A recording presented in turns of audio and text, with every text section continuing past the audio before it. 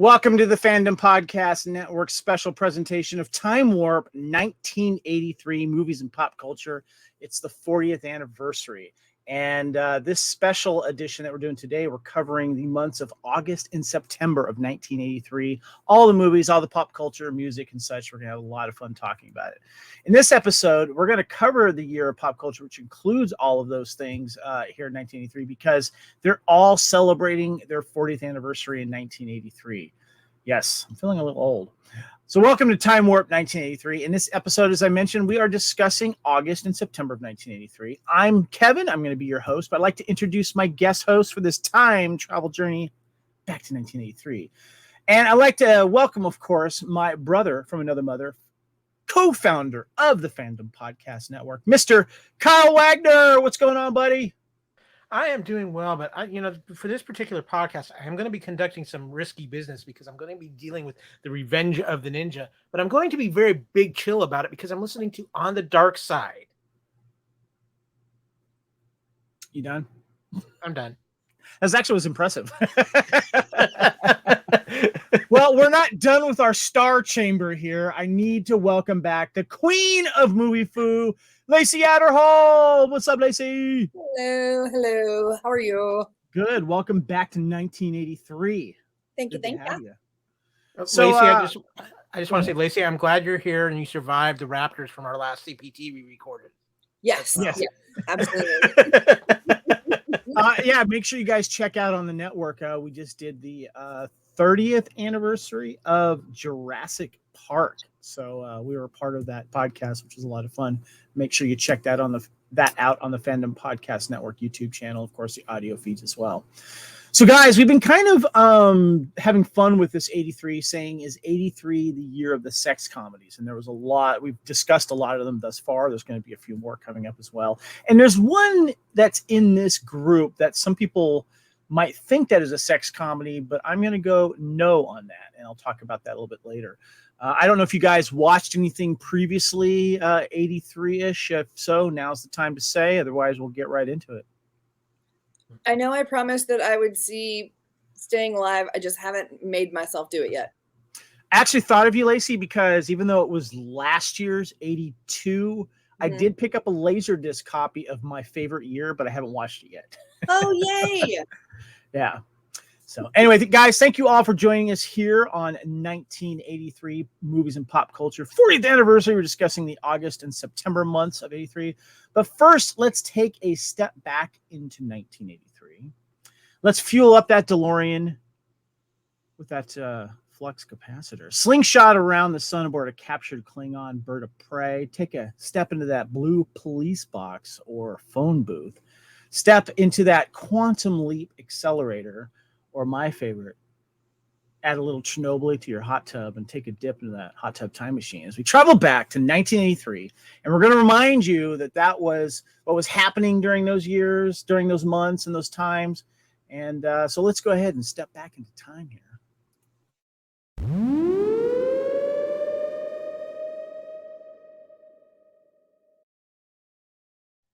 All right, guys, as I mentioned, this is Time Warp 1983, and we're going to be discussing the months of August of 83 and September of 83. And there's that hot tub time machine and DeLorean here on YouTube. Kyle. I did learn something very important about our time machine. The Mr. Fusion doesn't like chlorine. Yeah? Miller Lite, it's great on, but chlorine, not so much. Need to convert it to salt water. Let's go ahead and see what's happening in 1983.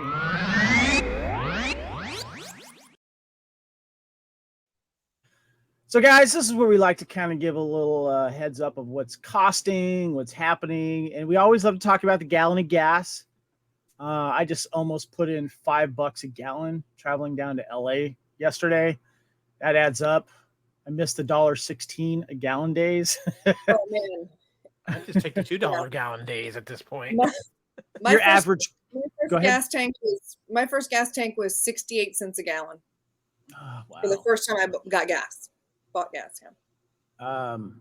The average new car was around $10,000. Average house was just under $90,000. Yeah, definitely. And we got some other news here too. Got some world news, of course. Ronald Reagan, Vice President, is George W. Bush. And we got some news that was happening around August 24th, 1983. The Philadelphia Arena is destroyed by arson. I don't remember this at all. Kyle, was this where like where the Flyers played or the basketball team? I think it might have been. I don't remember that one too well, but with Philly, it could have just been a bad night in Philly, and they just were taking down the town. You know how Philly. I mean, these are the guys who threw batteries at Santa Claus. So this is true. That's very true. Yeah. August 30th, the Space Shuttle Challenger carried Dion S. Bluford, the first African-American astronaut, into space. And in September of 83, and I remember this, during the Cold War, Korean Airlines Flight 007 is shot down by a Soviet Union jet fighter when the commercial aircraft enters Soviet airspace. All 269 on board are killed, including U.S. Congressman Larry McDonald. I remember that was a big deal. I was just like, holy crap, what's going on here? September 5th, Tom Brokaw becomes the lead anchor for NBC Nightly News. September 16th, President Ronald Reagan announces that the Global Positioning System, GPS, will be made available for civilian use. Guys, I don't remember us using it as civilian use until I want to say early 2000s. Am I remembering this wrong? It's not that it wasn't available for use, is that, your first VCR cost $2,000. It was probably ridiculously expensive. Yeah, I wonder how big that thing was, I remember my dad getting a Garmin, the early Garmin GPSs. I want to say that was in the early to mid 90s, and it was not cheap. And then you had to pay for the service. Yeah, my mom had a Garmin. I think like 90, probably 10 years later, 93-ish. It was just after I graduated high school. I don't remember those at all. I don't remember people having those except maybe rich people or in movies or something like that. It was awful because you had to plug it into the same, you plugged it into your lighter. And so if you had a cell phone, you had to choose which one you wanted to plug into your lighter. And the Garmin had to be plugged in for it to work. But no one had casually cell phones in the early 90s. It wasn't until like the mid to late 90s when people started having them, So yeah, but you're right. You did have to share space for charging other stuff. To me, it was like, the portable stereo systems or like, the cassette player that you put in there or something like that. Yeah. I had a bag phone. I had the one that was like, it was like the purse. It was like that big chunk thing. Yeah. Yeah. And you have to like take out. Yeah. September 7th, Vanessa Lynn Williams becomes the first African-American to be crowned Miss America in Atlantic City, New Jersey. I think stuff happened after that. Yeah, that reign did not last long. It wasn't. It was like within 2 months, right? Wasn't it? She didn't have it, but for a very, very short period of time. Yeah. Because you were born in 1983, we have some celebrity births here. We choose a few here. In August, we had Thor himself, Chris Hemsworth, he was born. Greta Gerwig, actress and filmmaker, who now has become the first woman director in U.S. history to have a film gross over $1 billion worldwide with Barbie. Kyle. She's having a very good birthday month this year. Yes, she is. Surpassed every other film. Her film Barbie is the highest grossing Warner Brothers picture ever. Yeah, that's crazy. Mm-hmm. Yeah. Other actors we have in August is Fred Myers, Ashley Johnson, Mila Kunis, Andrew Garfield, Brody Jenner, and football player Larry Fitzgerald. And in September, we had Amy Winehouse, rest in peace, Maggie Grace, Donald Glover, Zoe Perry, and Sarah Wright. Also, we did have a notable death during this time in 1983, and that is actress Carolyn Jones, otherwise known as Morticia, in the television series Addams Family. Next, we've got some technology, guys. I didn't know about this, so I thought this was kind of interesting. GNU developer Richard Stallman, a programmer at MIT's Artificial Intelligence Lab, set out to develop a free alternative to the popular Unix operating system. This operating system, called GNU for GNU's Not Unix, was going to be free of charge, but also allowed users the freedom to change and share it. Saltman founded the Free Software Foundation, FSF, based on his philosophy in 1985. While the GNU network did not immediately result in full operating system, it provided the necessary tools for creating another Unix-type system known as Linux. Linux? Yeah. Linux. The software developed as part of the GNU project continues to form a large part of Linux, which is why the FSF asked for it to be called GNU/Linux. I don't understand any of that. Kyle, I go to you for this nerdy stuff. You know, just let's just say it's something that would happen in Revenge of the Nerds and move on. Okay, all right, there Nice. we go. All right, guys, we have some products that were introduced in 1983. Crispix, a brand of breakfast cereal introduced by Kellogg's in 1983. It was created specifically to compete with the Ralston's Purina's Chex family of cereals, which had about 125 million in annual sales and no significant competition. By 1987, Crispix had sales of about 65 million. The box touts its unique composition of crispy rice on the side and crunchy corn on the other. The cereal itself is a hexagon shape. The two sides are made in lattice pattern and connected only at the edges. The center is open. And then we also had Fruit Roll-Ups. Is a brand of fruit snack that debuted in grocery stores across America in 1983. It is a flat-based fruit-flavored snack rolled into a tube, spreading on the back sheet of a cellophane to prevent the product from sticking to itself. Fruit Roll-Ups are manufactured by General Mills and distributed under the Betty Crocker brand in the American market under the Uncle Toby's brand in Australia. Guys, I just want to touch on Crispix real quick. I loved Crispix. I love pouring sugar into this. It was so good. And Fruit Roll-Ups was like into every, if you had cool parents, they put it into your lunch. Kyle? I was going to say Crispix was the first mutant cereal because it was a combination of corn and rice that everybody was going bonkers about. So it is the official X-Men cereal. And Fruit Roll-Ups just changed school lunches for forever. And yes, the world was never the same. Yeah. Until Pop-Tarts. Yeah, my parents never got I never got into the Fruit Roll-Up thing.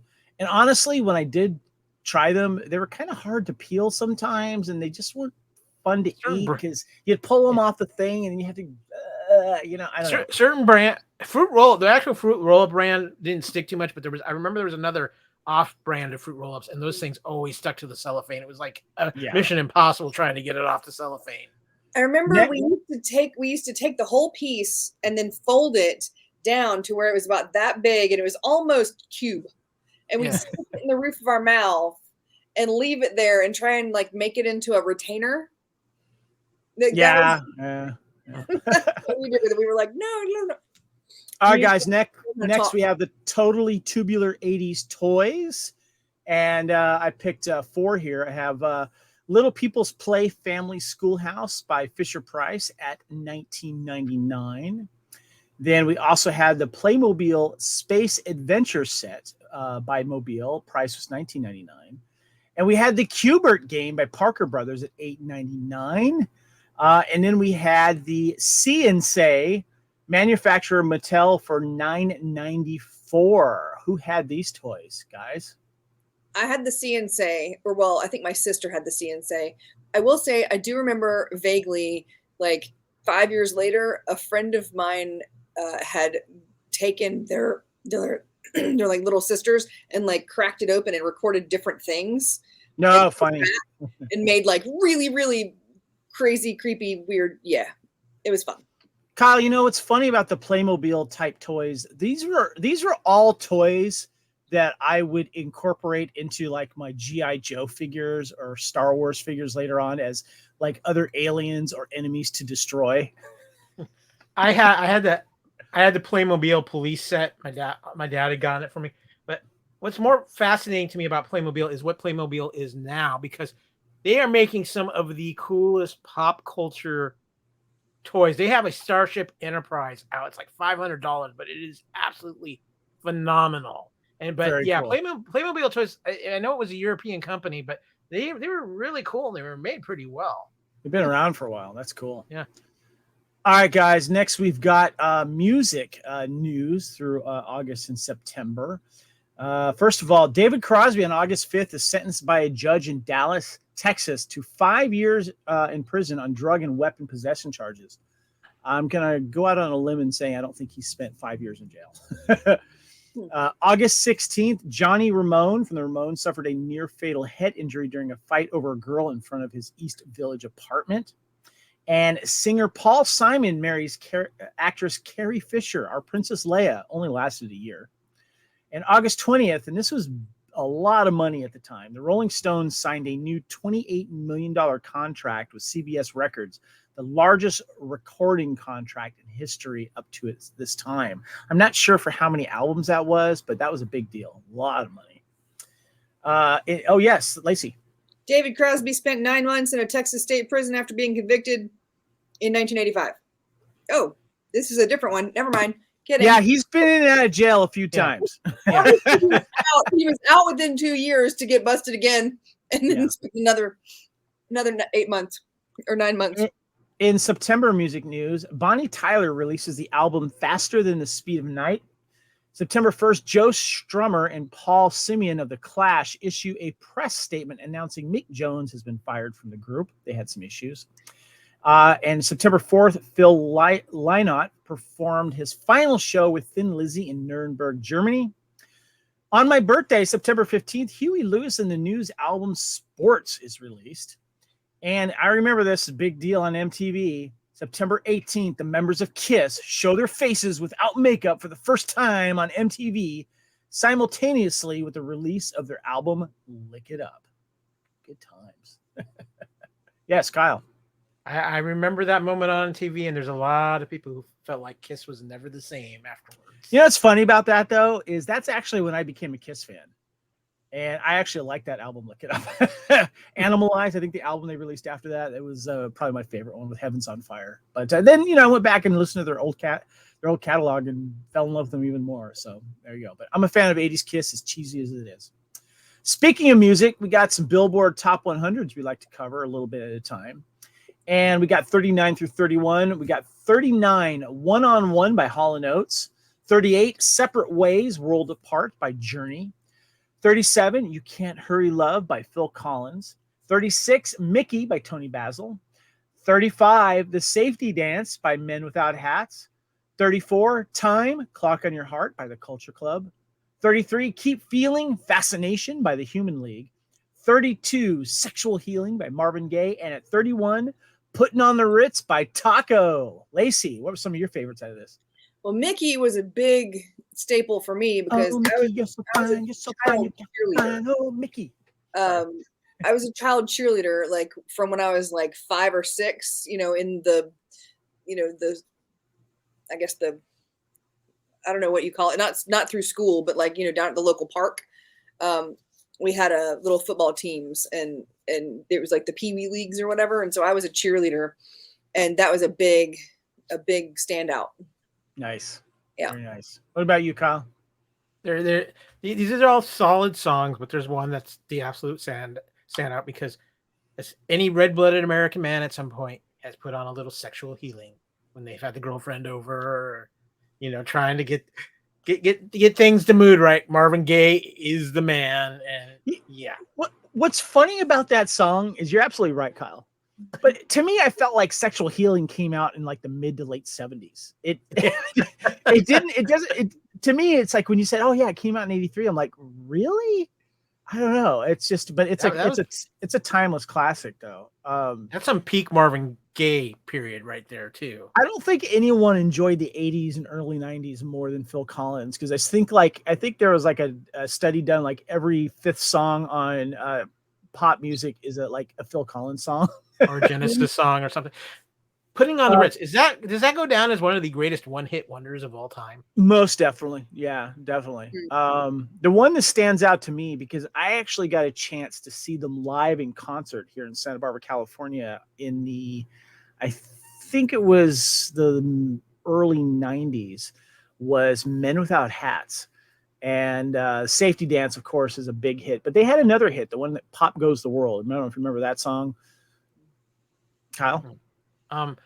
Also, you had Journey Separate Ways on here, and I just got to throw this out here because there's been a recent remake where Chris Daughtry sat in as the lead singer for Journey for a short period of time, and they recorded Separate Ways and put it out, and it's actually really damn good. I mean, it's very cool. Steve Perry, but Daughtry does it justice without. That's question. All right, guys. Next, we hit the prime time TV shows of 1983. We like to highlight a few at a time. And this month, we're going to talk about Magnum PI, about 22 million viewers a year or a month, or I guess a week. I'm sorry. Falcon's Quest, Falcon's Crest, Kate and Allie, Hotel, and Cagney and Lacey. God, it's so funny, guys. Hotel, never watched 1 second of it. Falcon's Crest, I might have seen it a little bit, but Lacey, what about you? What were some of your favorites out of this group? Okay, well, Cagney and Lacey, because that was my middle name. But Kate and Allie was always great because they were always getting into like trouble and doing whatever. I loved Magnum PI. I had never heard of Hotel until about 4 years ago when a friend of mine's husband, who knows that I'm into movies and everything, he was talking to me about like this amazing show that he used to remember as a kid, and it was whatever. And he's like, it's really campy now, and you're probably not gonna like it, but you got to check it out. And so I got it on DVD, and oh my goodness, this is the most 80s, the most dramatic, the most like back of the hand to the forehead, clutch your pearls, rip your dress show ever. And you all have to watch it. You have to find it. At least watch like 20 minutes. It's so ridiculous. I was like, I watched the whole thing in like 1 weekend. It was hilarious. That's great. It premiered popular right out of the bat. I'll mention that in a second. But Kyle, I got a big question for you. Mm-hmm. Kate or Allie? Allie. I was a Kate guy. I love that show. I don't know which one's which. Who's which? I can't remember. Kate is in the picture that we have here. That's Kate, and that's Allie on the right. So yeah. Oh, okay. I have to say, Falcon Crest was an interesting because that that's a show that really put Lorenzo Lamas on the map. Yes, it did. And I can say this in all confidence now. Susan Sullivan, who was a longtime actress on Falcon Crest, was a big crush of my dad's. Yeah. Did your mom know that? Yeah. Oh, my mom. Let me put it this way: if the friends list would have had been in existence at that time, Susan Sullivan would have probably been on that list for my dad. And the only thing I'm going to say about Hotel is every red-blooded American male tuned into at least one episode because Connie Selica. It was just amazingly beautiful. Connie Selica had a hot couple of years there. She was out there. She's pretty. So yeah. Great. And then obviously Magnum PI is Magnum PI. That's. I did want to mention TV shows that debuted during these months. In August, we had NBC News at Sunrise and a show called Rosie on CBS. In September, this is where, of course, all the new TV shows mostly would start. September, we had Donald Duck Presents, the Disney Channel, He-Man and the Master of the Universe hit syndication. We got it made on NBC, Lottery, ABC. On September 10th, we had The Littles, Rubik, The Amazing Cube, the new Scooby-Doo and Scrappy-Doo show. September 12th, one of my favorites, Inspector Gadget. We also had Webster premiere as well. Alvin and the Chipmunks on NBC. Mr. T, the animated series. Benji, Zax, and the Alien Prince. The Biscuits. Charlie Brown and the Snoopy Show. Dungeons and Dragons, Kyle. We had the Saturday Supercade. And we also had shows called Hard Castle and McCormick, Love Connection Syndication. Oh, I love Connection. Wheel of Fortune starts out. Just Our Luck, as I mentioned, Hotel, show called Mr. Smith, Boone, Aftermath debuted on CBS, Oh Madeline, Manimal, September 30th came out. The Rousters, Cutter to Houston on CBS. Kyle. I just have to say, looking at this list, there's a lot of very influential Saturday morning cartoons in this particular list. Obviously, Dungeons and Dragons is huge, but Saturday Supercade, the theme song to that freaking show is still like one of those worm songs in my head that will just pop in randomly out of nowhere. Because if you go watch the opening on YouTube, it's one of those things that's just too damn catchy, and it gets in your. It's like a worm, and it's like. It was a horribly animated show, but it's actually worth. Go watch it on YouTube because you'll be surprised at what video games they included in Saturday Supercade. A lot of very popular cartoon series not only were hitting Saturday morning as usual, but we were getting the afternoon, like 2 or 3 hour run of shows. Inspector Gadget was right after school for me, like G.I. Joe was, and He-Man, and Thundercats, and Robotech, and all of those. They were all afternoon when you got home from school, and that was one of my favorite moments in TV's time. And we had two of the granddaddies in this list with He-Man, which really started it off. Inspector Gadget coming up right behind it. Yep. We also. Oh, Lacey, did you have something? No, I was just gonna say you're right. I would rush home from school because that's back when we walked home from school. So we run home from school to see the Brady Bunch and Scooby Doo and Transformers before we had to do like a little bit of homework before dinner. Yeah. Mm-hmm. We also had some TV shows ending in the fall. September 5th, the all-new Popeye Hour. Quincy M.E., which premiered in 1976, ended. Also, Spider-Man and His Amazing Friends, which started in 81. And one of my favorites only lasted one season, Square Pegs, which I loved. Father Murphy also ended its first year. Archie Bunker's Place from 1979 ended its run. And Walt Disney Anthology Series, which did return in 86, but originally started in 1954, also ended. So we also had some celebrity film debuts. We like to mention a few at a time. Megan Mullally was in Risky Business. Judd Nelson in Rock and Roll Hotel. Bill Maher in DC Cab. Sarah Jessica Parker in Somewhere Tomorrow. Alexander Paul in American Nightmare. Bronson Pinchot in Risky Business. And Kevin Pollak in The Right Stuff. All right, guys, we're going to get into the main part of the show here. We are discussing the movies of 1983. And we do tease every now and then. We'll have a section at the end of the show, our cutting room floor of some films that did not make it into our discussion. We'll get into those a little bit later. But let's go ahead and get into the movies.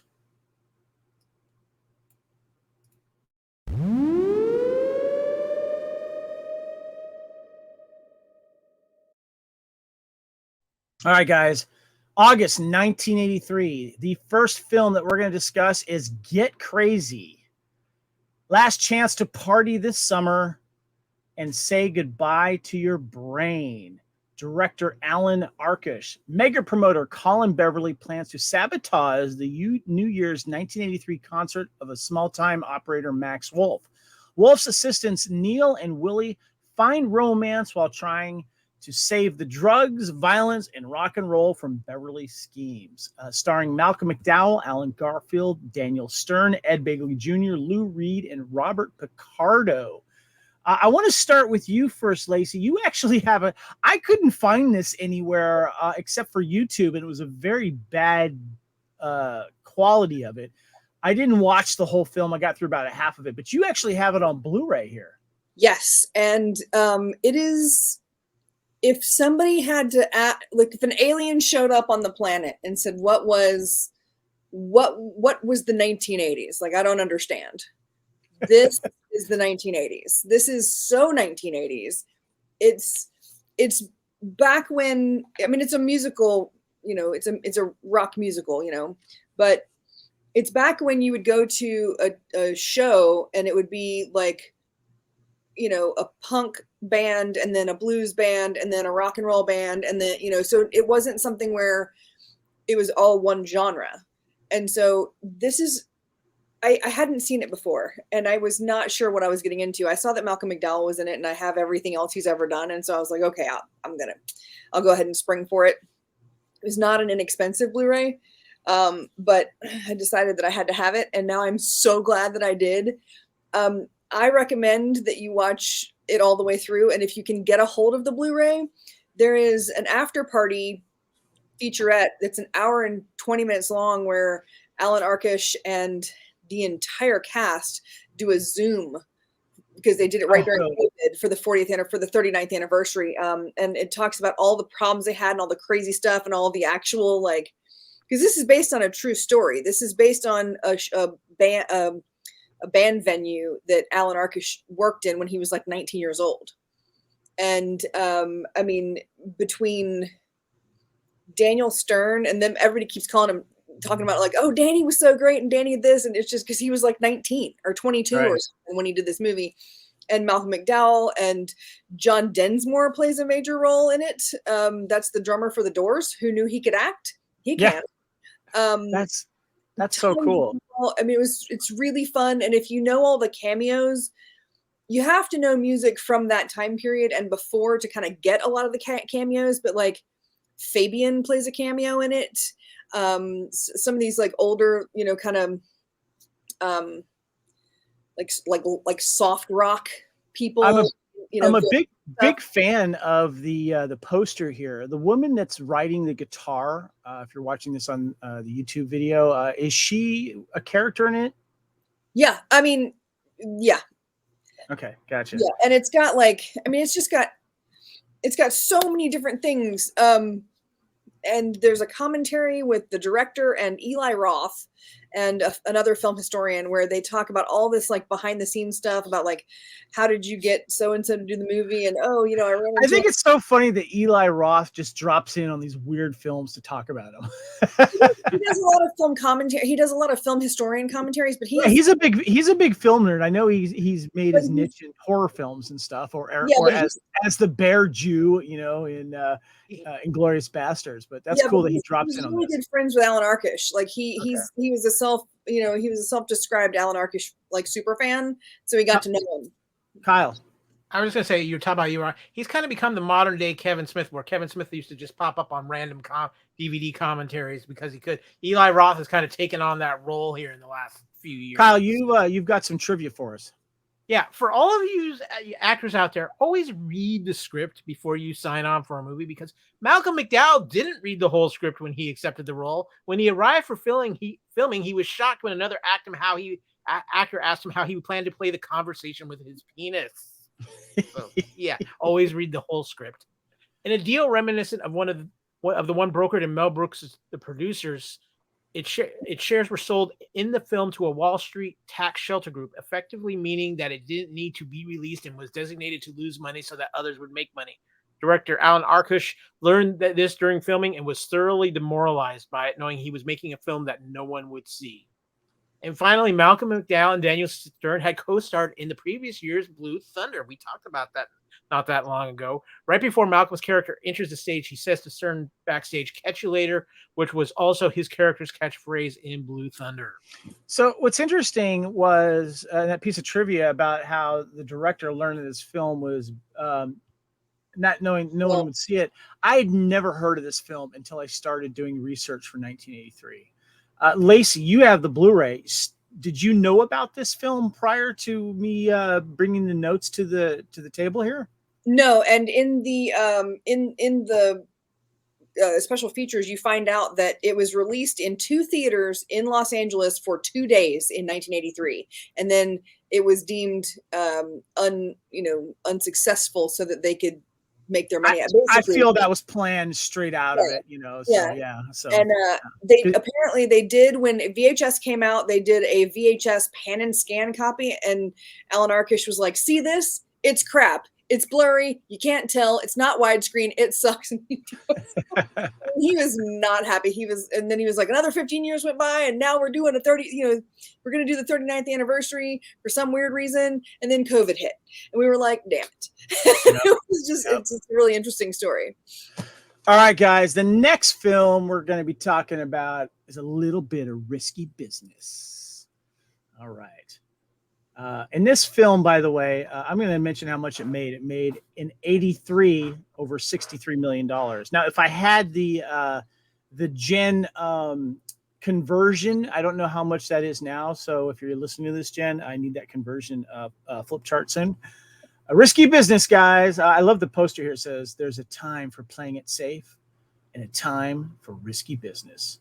A Chicago teenager is looking for fun at home while his parents are away, but the situation quickly gets out of hand. Director Paul Brickman, writer Paul Brickman, stars Tom Cruise, Rebecca De Mornay, and Joey Pants. Joey Pants, I don't know. Now, guys, this was the film that I was talking about, alluding to earlier, that some people might think is a sex comedy. I disagree. I don't think it is a sex comedy, guys. And I was actually having a conversation about this with my wife, Erin, and she kind of feels like it's more of an adult comedy.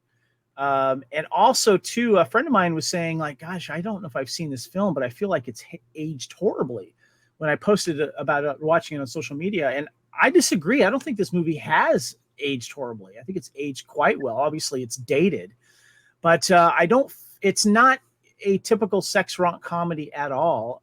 It's about a young boy who obviously takes upon himself some opportunities and with a young call girl, and then things kind of go wrong. And there's a couple tropes about getting the parents' car and getting into issues with that. But I was actually there's some kind of it feels more of like an adult comedy, and of course, the wonderful soundtrack by Tangerine Dream was great, and it was fun revisiting. And oh my God, Rebecca De Mornay, hot. I just want to mention there's an outfit that she wears during the party scene where Tom Cruise's character is kind of basically not becoming a pimp, so to speak, but basically providing a safe space for her friends to conduct business at his house while the parents are away. She's wearing this like blazer suit kind of, I want to say mini skirt cutoff thing with a matching hat. Kevin, all I'm going to say to that outfit is Joe Cocker probably wrote that song about that hat. You can leave your hat on. Yes. Do I need to leave you guys alone for a minute? Do y'all need to take a minute? I'm going to need a minute because, oh my God, there might have been Rebecca De Mornay, Kyle puberty, welcome to puberty things going on. I mean, what's funny is most people remember the famous train scene where they get it on, right? And that's later in the film. That's about like 3/4 way through the film. But I forget that Tom Cruise's character is having a dream in like the first 5 minutes of this movie, and Rebecca De Mornay comes in and basically disrobes, and you're like, Kevin, I'm just going to be. The night when he first meets her in person and she comes into the house, that is one of the sexiest scenes in Hollywood history. I mean, that is just mind-blowing. But I also agree with you. I don't think this is I don't even consider this movie a comedy. I think this is kind of a dark coming-of-age story. Yeah, I mean, that's a good way to put it. Yeah, yeah. Because there's too much about this movie that's serious. But I will say this. I mean, I love this movie. I own this movie. I love this movie for multitude of reasons besides Rebecca De Mornay, but she's number one with a bullet. I'm sorry. I'm a human being. But I will never like crystal eggs after watching this movie. That egg just infuriates me every time. This damn egg is what is causing all the problems. There was always something in some parents' kid's house that was like, you had to be careful not to break it. And that pretty much the crystal egg is like, oh, do you have a crystal egg at the house? Yes, I do. Lacee, I'm sorry. I didn't forget you were here, but we had to have a guy's moment. So you needed a minute. I get it. You know what? For me, this is a teenage adaptation of Night Shift in a suburban home. Yes, good point. Yes. and that's good, but it's a drama. It's not a sex romp, but it is a very sexualized film. It is a coming of age drama. It is about, a bunch of boys getting together and trying to like lose it for their, whatever, you got the ones that are at prom and you got the ones at the big dance. You got the one right after the, the winning football game or whatever, but this is just another one of those. Yeah. I mean, don't get me wrong. It's a great movie. I love the movie. It's, old time rock and roll. It's a great song. It's a great sequence. I know many, many, many people over the years who have gone as Tom Cruise from that scene for Halloween just because they were lazy and they couldn't think of anything. So they just got out a pair of tidy whities and some white socks and a white dress shirt and called it a day. It's a very iconic look. And when you dress that, if you can get away with dressing like that, definitely. But what was really weird, guys, is I'm like, okay, I gotta rewatch Risky Business. It's been a while, so I go to my Blu-ray DVD shelf and I'm looking for it. I'm like, what the F? Where is it? And I look up into my spreadsheet, and for whatever reason, I don't have this movie, so I went and bought a Blu-ray for cheap. I thought I had it. I want to say something about. I mean, this is a great film, but there are some points in this movie where this movie is really slow, too. Where the story just feels like it's kind of bogged down a little bit. I don't know if I got that on the rewatch recently, Kyle. I mean, the thing is that during those slow parts, you just just, fantasize for a few minutes about the scenes you just saw and you'll be fine. Of course, I found myself kind of looking at it. I always, when I look at these films now, I look at the stuff, that's, beyond the shot, and I'm looking at what they're wearing. I'm looking, at the pop culture-y stuff in the back and all that kind of stuff. So yeah, I don't know. And Kyle, did you put something in the private chat on how much this movie would be now? I did. You did, Lacee. Million. Say that again. 83 million is in 1983 was 254 million. That's a good return right there. Nice. Thank you for the quick math. That's awesome. Kyle, you have some trivia for us. Yeah. In an effort for Tom Cruise, who was 20 during the filming, to look more teenage in appearance, the producers put him through an unusual bit of physical training. Cruise worked out 7 days a week in order to lose 10 pounds.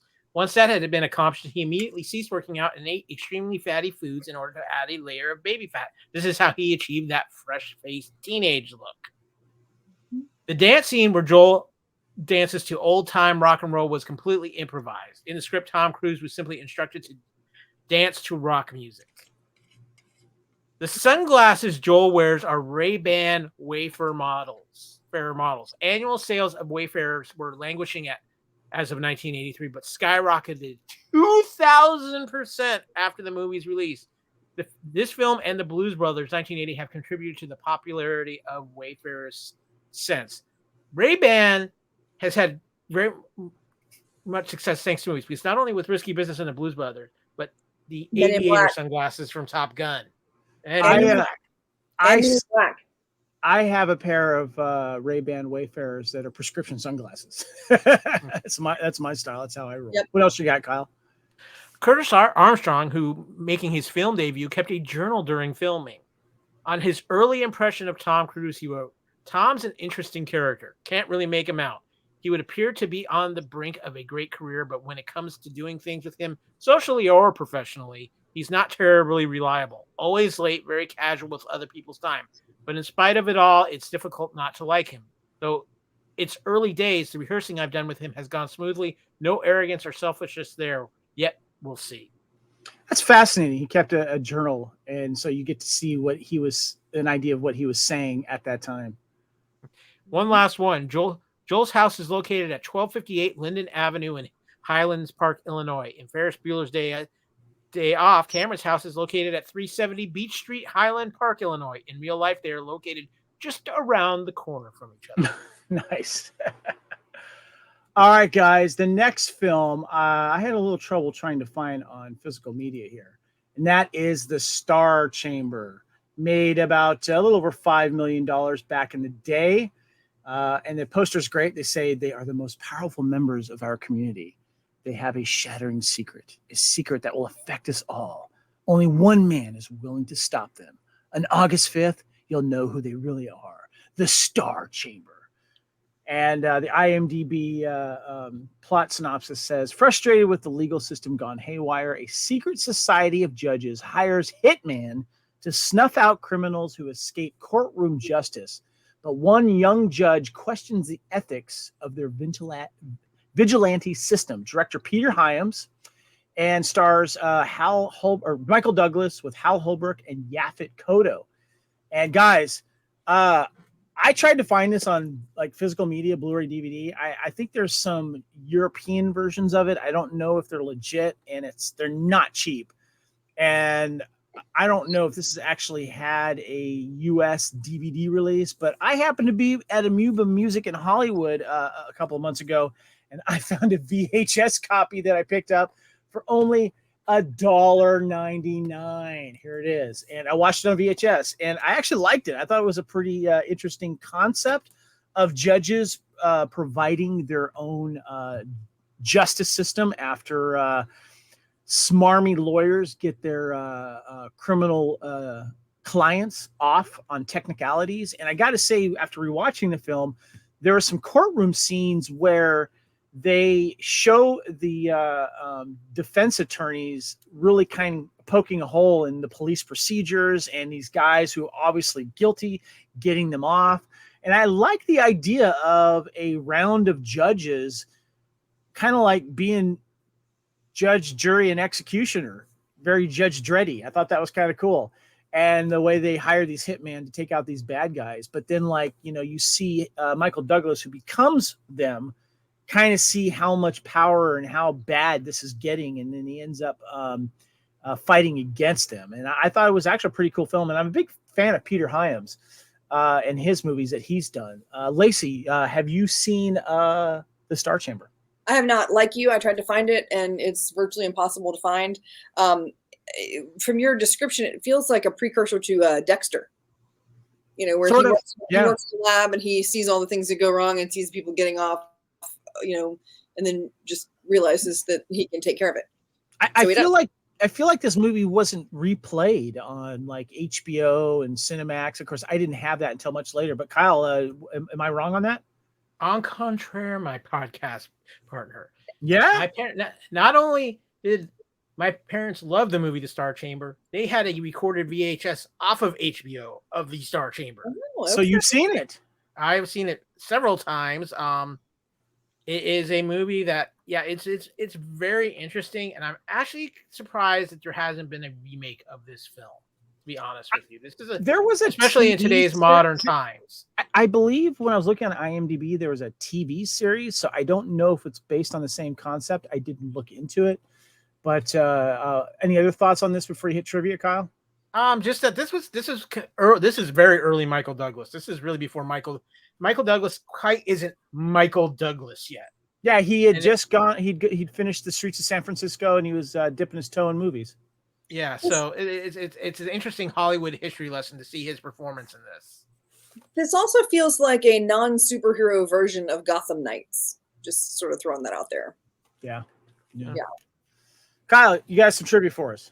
Yes, this film's title is taken from a controversial English law court called the Star Chamber, which was founded in 1487 by King Henry VII. This court sat at the Royal Palace of Westminster until 1641. The Star Chamber was so called because the ceiling of the court where the judges met featured gold decorative stars. The court operated as a supplement to local justice processes where the other courts of law could not, for one reason or another, enforce justice. This court took its name from another court also called the Star Chamber or Starred Chamber from the reign of King Edward II, which functioned for meetings of the King's Council. Intended to be Fox's big summer film for 1983, the film was pulled from most theaters after 2 weeks due to poor box office and replaced with Mr. Mom, a film the studio had no faith in that eventually became a big hit. So you had the film that bombed, the let's just throw it away movie for the studio which became a cult favorite. The number of magistrates, judges, and justices that sat on the Star Chamber was 9, the same number as the American Supreme Court. And the nickname of the Star Chamber was the Court of Last Resort. What's interesting about this poster is it's not really doing itself any favor. And of course, as we know, going over all these early 80s posters, there's so much plot set up in a lot of these posters now. And I think that if you were to put, like the VHS that I have here has a picture of Michael Douglas on it. Why not showcase his beautiful face? That's what should have been done. That would have been kind of cool, and put him in an action type of still scene or something like that. But I thought it was a cool film. If you have a chance to somehow find it, either ask Kyle for his parents' VHS copy or ask for mine. Or there is versions on physical media somewhere overseas. You might have to pay a little extra money for it, but I think it's worth watching. And I like the concept. And actually, I would love to see a modern day remake of this. I think the concept is really, really cool. So. All right, guys, next we have Cujo, horror theatrical release, made over $21 million in 83. From Stephen King's novel comes a chilling tale of a quiet New England town and a horrible evil in the dead of summer. Now there's a new name for terror, Cujo. Cujo, a friendly St. Bernard, contracts rabies, conducts a reign of terror on a small American town. Directed by Louis Teague, of course, based on Stephen King's novel. Stars Dee Wallace, Daniel Hugh Kelly, and Danny Pintaro. Guys, be honest with you, never had any interest in watching this. I'm not a fan of evil animal movies, and as of late, especially nowadays, a little sensitive to animals being hurt or that type of animal violence. And when it came to Stephen King films, I'll be honest with you, I was very picky and choosy. I was aware of who he was, but there were some films I was like, But Maximum Overdrive, I was on top of that, as a few of other ones. Kyle? So this film had over the years has kind of gone up a few pegs for me for one reason and one reason only, Kevin, and that is because a few years ago you and I got to chance to spend some time with the amazing Dee Wallace in person. Yeah. She is just such a phenomenal human being. Anything she's been in gets bumped up with me. This is one of those movies that was very powerful 80s horror type film, and it's one of the few Stephen King films done at this time that was actually done fairly properly. This is a time when they would take Stephen King stories and just bastardize them to unrecognizable proportions. Cujo really wasn't, and it was scary. It was very intense, and it wasn't like in that gory intense. Yes, there was some animal attacks, but it's just. I'm sorry. What was that? What was that? It wasn't gory like animal attacks, heavy. But what this film is it's the threat and the fear and the paranoia of Cujo that makes the movie just so utterly terrifying. And it's just, it's a very, very intense film. Lacey, I think I know the answer here. I don't think you've seen this film. I have not seen this film. I would love to like hang out with Stephen King because I've seen him in interviews and he seems like a really nice fella. I can't watch his movies. I can't read his books. I will give the exemption is for Haven, which was a great series, but it was based on a short story. Also, Stand By Me. Those are the two short stories that he did that I have seen the films, and also Shawshank Redemption too, as well, right? Yeah. Never had interest in that. I don't do drama, but that's just a different.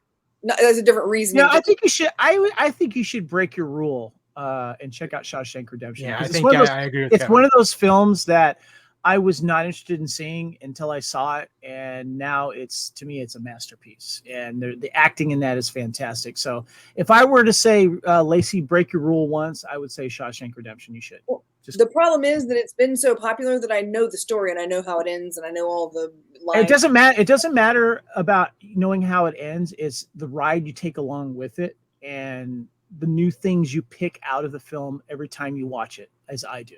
So, got it. Just a suggestion. Kyle, you got some trivia for us? Yeah, the dogs featured in the film often would have their tails tied down to their legs because the dogs would be enjoying themselves so much that they would wag their tails during filming. This tactic was missed once in the editing where they show Cujo from behind ready to attack, and yet his tail is wagging energetically. They used 5 St. Bernards for this film, 1 mechanical head and a guy in a dog costume, and a partridge in a pear tree. To make sure the St. Bernards attack the car, animal trainers put the dog's favorite toys inside the car so the dogs would try to get them. Finally. I'm sorry. If I ever do watch this film, that's all I'm going to be thinking. They're going after their toys. Finally, the foam around Cujo's mouth was made of a concoction of egg whites and sugar. The dogs caused problems on set by constantly licking off the tasty mixture. That's funny. All right, guys. Wait. I was just going to say, from what I'm gathering, they were making a scary movie, but it was probably a lot of fun to be on because the dogs were so much fun. I've worked on a lot of scary movies being made, and it's so much fun to make a scary movie, but I can't watch them. Yeah. I just can't. Nope.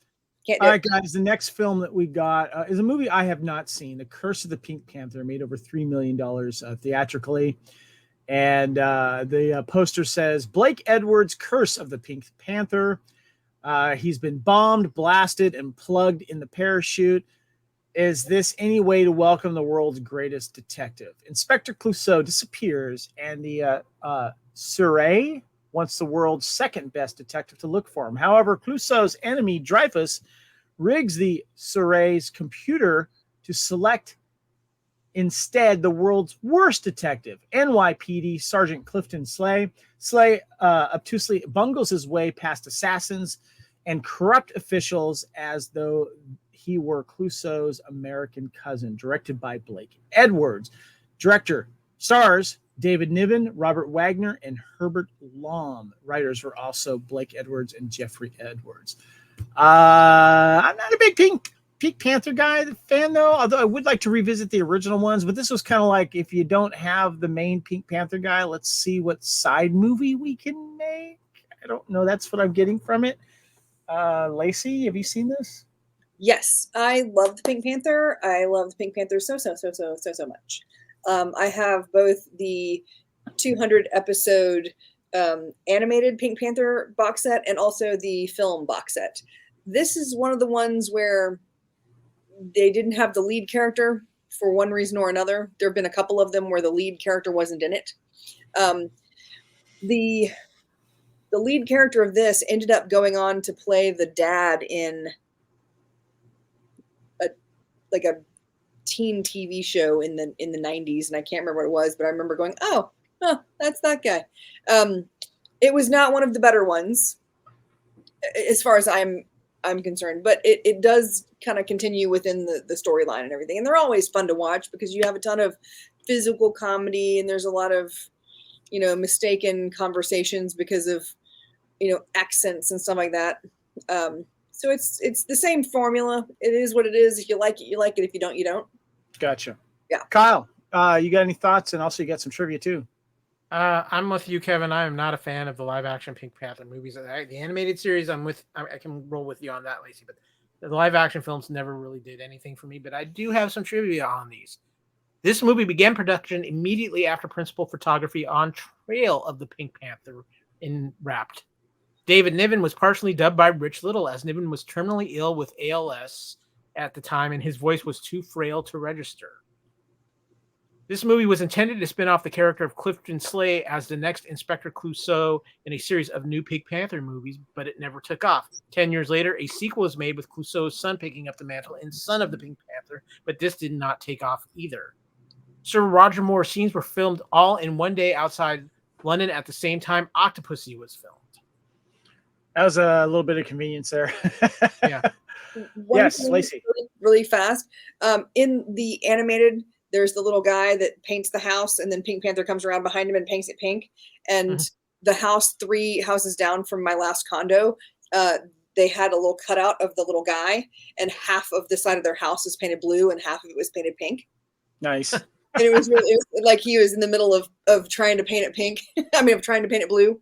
Yeah. That doesn't have anything to do with what we're talking about. I apologize. That's all right. All right, guys. The next film I tried to find on physical media, it was impossible. I could only find trailers. The Man Who Wasn't There, comedy, made a little over $2 million in the box office, and the poster says, "Being invisible gets you into spy rings, diplomatic circles, and the girls' locker room. The Man Who Wasn't There in 3D, the funniest thing you've never seen." And the plot synopsis goes, a State Department employee finds an egg-shaped device with a green fluid inside that makes a person who drinks it invisible. He finds himself being chased by foreign agents who want the substance. Directed by Bruce Malmuth and stars Steve Guttenberg, Jeffrey Tambor, and Art Hindle. Guys, this was doubted. This was a 3D movie in the theaters, apparently. And, of course, a lot of movies were coming to the theater in 3D. We have a couple on this group here. We've talked about it in the past. And since I've recently gotten a 3D TV, I've been trying to catch up on 3D movies I haven't seen or get some 3D movies that I already have, but I want them in 3D. Dude, I could not find this anywhere. There was an old... I've seen, like, pictures, posters of this. I couldn't find any laser discs, VHS, DVDs, just trailers on YouTube saying in 3D. I want to see this. It's Steve Guttenberg. It's a comedy. He's invisible. He's Invisible Man. Where's my release on this, guys? Has anyone seen this? Because I only watched the trailers. Lacey. I've seen it. It's really cute. It's basically... Oh, hold on. Tell us how you saw it. Oh, back in the day, it was on like TBS or something, like every Saturday afternoon for I don't know, 2 or 3 years. I remember seeing it several times. Like just I have no memory of that. That's awesome though. Yeah.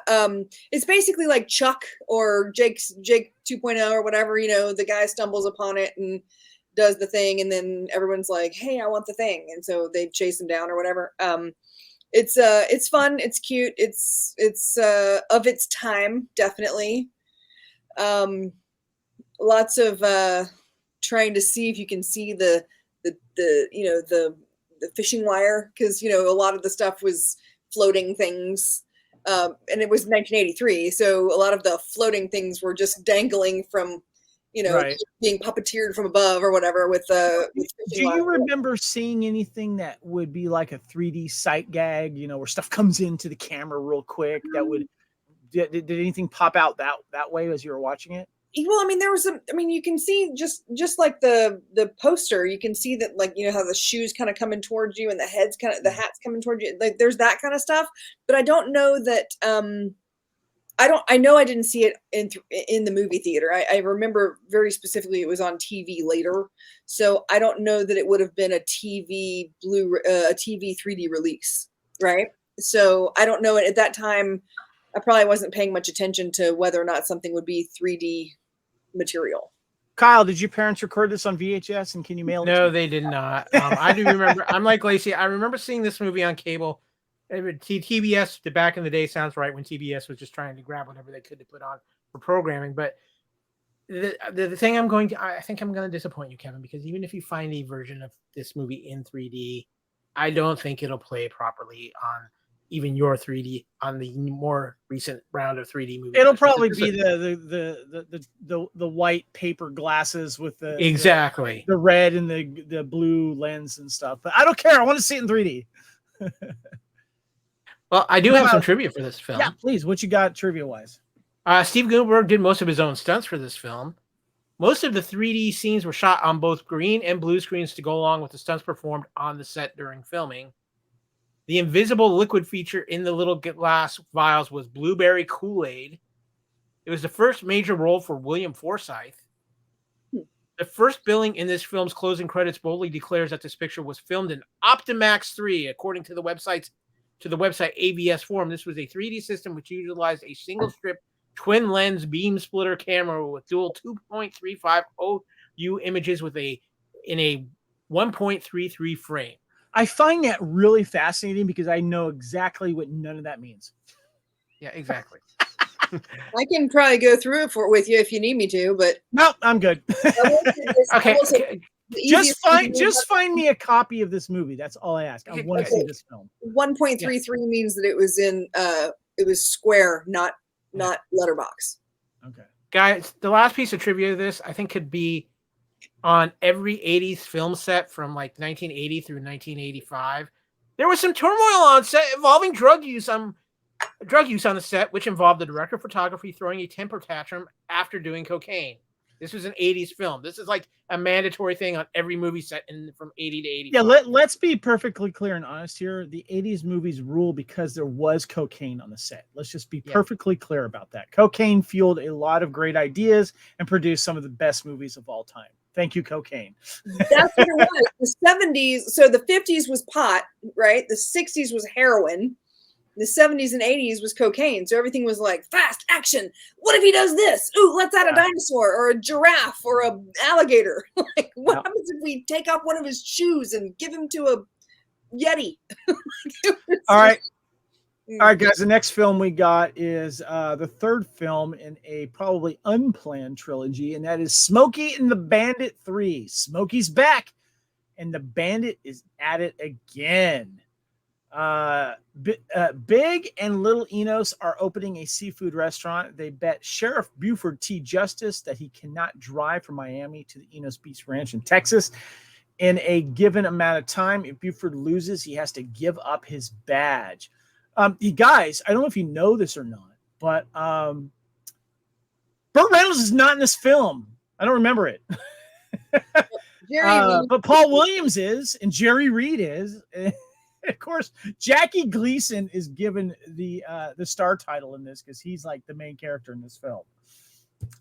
Directed by Dick Lowry, and who else is in this film? Yeah, Jackie Gleason, Jerry Reed, and Paul Williams. Kyle, your thoughts on Smokey and the Bandit 3? Well, obviously, this was the movie that everyone was like, what? As soon as they realized Burt Reynolds wasn't in this film and it was Jerry Reed. I'm a Jerry Reed fan. I like him in these movies. But yeah, this was like, okay, did we really need to do this? But they really did it for Jackie Gleason more than any other thing. But Kevin, if I may, I have a Paul Williams story to share. Oh, yeah. So this is actually a story from my dad that you have not heard. Paul Williams was up in Alaska filming something, and of course had police escorts. So the officers invited Paul Williams to come to the policeman's ball one evening, He didn't think he would show up. He showed up and proceeded to drink every officer and state trooper at the policeman's ball under the table. Did he perform any songs or sing or anything like that? I don't think he performed anything, but they said he was one of the nicest guys you will ever meet. I love your dad policeman Alaska stories. Those are great. Lacey, were you a fan of the Smokey and the Bandit series, and did you see Smokey and the Bandit 3? Love Smokey and the Bandit. Love Smokey and the Bandit 2. This one was like, whatever. And then I do remember vaguely they tried to reboot it with Brian Bloom. And the action pack. Yeah, and there was like a made for TV Smokey and the Bandit that I would love. They did like 3 of those. Yeah, they did. Yeah, and I would love to get my hand on those. Like I would love to have those on Blu-ray or DVD, but you can't find them anywhere. This is the one out of the whole series where I was just like, oh, that's disappointing. It did help Eastbound and Down get back to on the charts, I think. He sings the same song again, you know. Kyle, you got any trivia for us? Yeah, but I got one special piece of trivia for Lacey. She's talking about those Brian Bloom Bandits. Okay. In late 80s, early 90s, there was a syndicated show called The Action Pack, and it introduced 4 or 5 shows. The ones I remember are Bandit, Tech War with Ray Gavigan, based off the William Shatner books. Good series. There was a Knight Rider thing, Knight Rider 2110 or something like that, where it was like a post-apocalyptic version of Knight Rider, and Hercules: The Legendary Journeys. Kyle, speaking of Knight Rider, you've got some trivia for us. Yes, I do. Early publicity announced in the media declared that Burt Reynolds, Sally Field, and Jerry Reed would not be appearing in this movie. In the end, Field was the only one not to appear. Reed had a major role, and Reynolds made a brief cameo in the final scene. The yacht that Big and Little Enos are standing next to when Justice accepts their bet in Miami is named Monkey Business. This yacht, based in Miami, is the same Monkey Business that presidential contender Gary Hart was on with Donna Rice and Bimini. Rice was not his wife, and it led to the derailment of his 1988 campaign. Wow, infamous yacht, Monkey Business. Yeah, just a little bit. Jackie Gleason would only commit to the film if he had total approval of the script. There were at least 11 versions of the script written before Gleason would approve of the final script which he hated, and asked, why do we need writers? Can answer that question right now. The car used for the Bandit's car is the same type of Trans Am, yet modified for KITT. It is evident by the look of the wheels of the car. The other thing, if you have a chance to watch the mid-90s roast of Burt Reynolds, Jerry Reed starts singing Eastbound and Down, and then Jackie Gleason comes out fully dressed as Buford, and Burt Reynolds is standing behind him, and he stands there and does this whole thing about how he's going to find you, and he's looking through the audience and all this kind of stuff. And the whole time, Burt Reynolds is just cackling that Burt Reynolds laugh, and that's it's awesome, absolutely hilarious. You should check it out; it's fun. That's great trivia. I love that. All right, guys, the next film we're going to be talking about is Strange Brew. Hey, hosers. Go. Original title, The Adventures of Bob and Doug McKenzie, Strange Brew. Made a little over $7 million. Got the poster here for you. Got to share that. Canada's most famous hosers, Bob and Doug McKenzie, get jobs at the Elsinore Brewery, only to learn that something is rotten with the state of it. Of course, directors are Rick Moranis and Dave Thomas. Writers are Rick Moranis, Dave Thomas, and Steve DeJarnett. Stars Rick Moranis, Dave Thomas, Max von Sydow, and Paul Sydow, and Paul Dooley. Theatrical debut film of both Dave Thomas and Rick Moranis as the actors and writers. Guys, I'm a big fan of this film, and I actually have the comedy albums of Strange Brew, or these guys, The Great White North, including the Christmas album and the song with Geddy Lee, The Great White North. And I remember their skits from SCTV, which basically is a Canadian version of Saturday Night Live back in the day.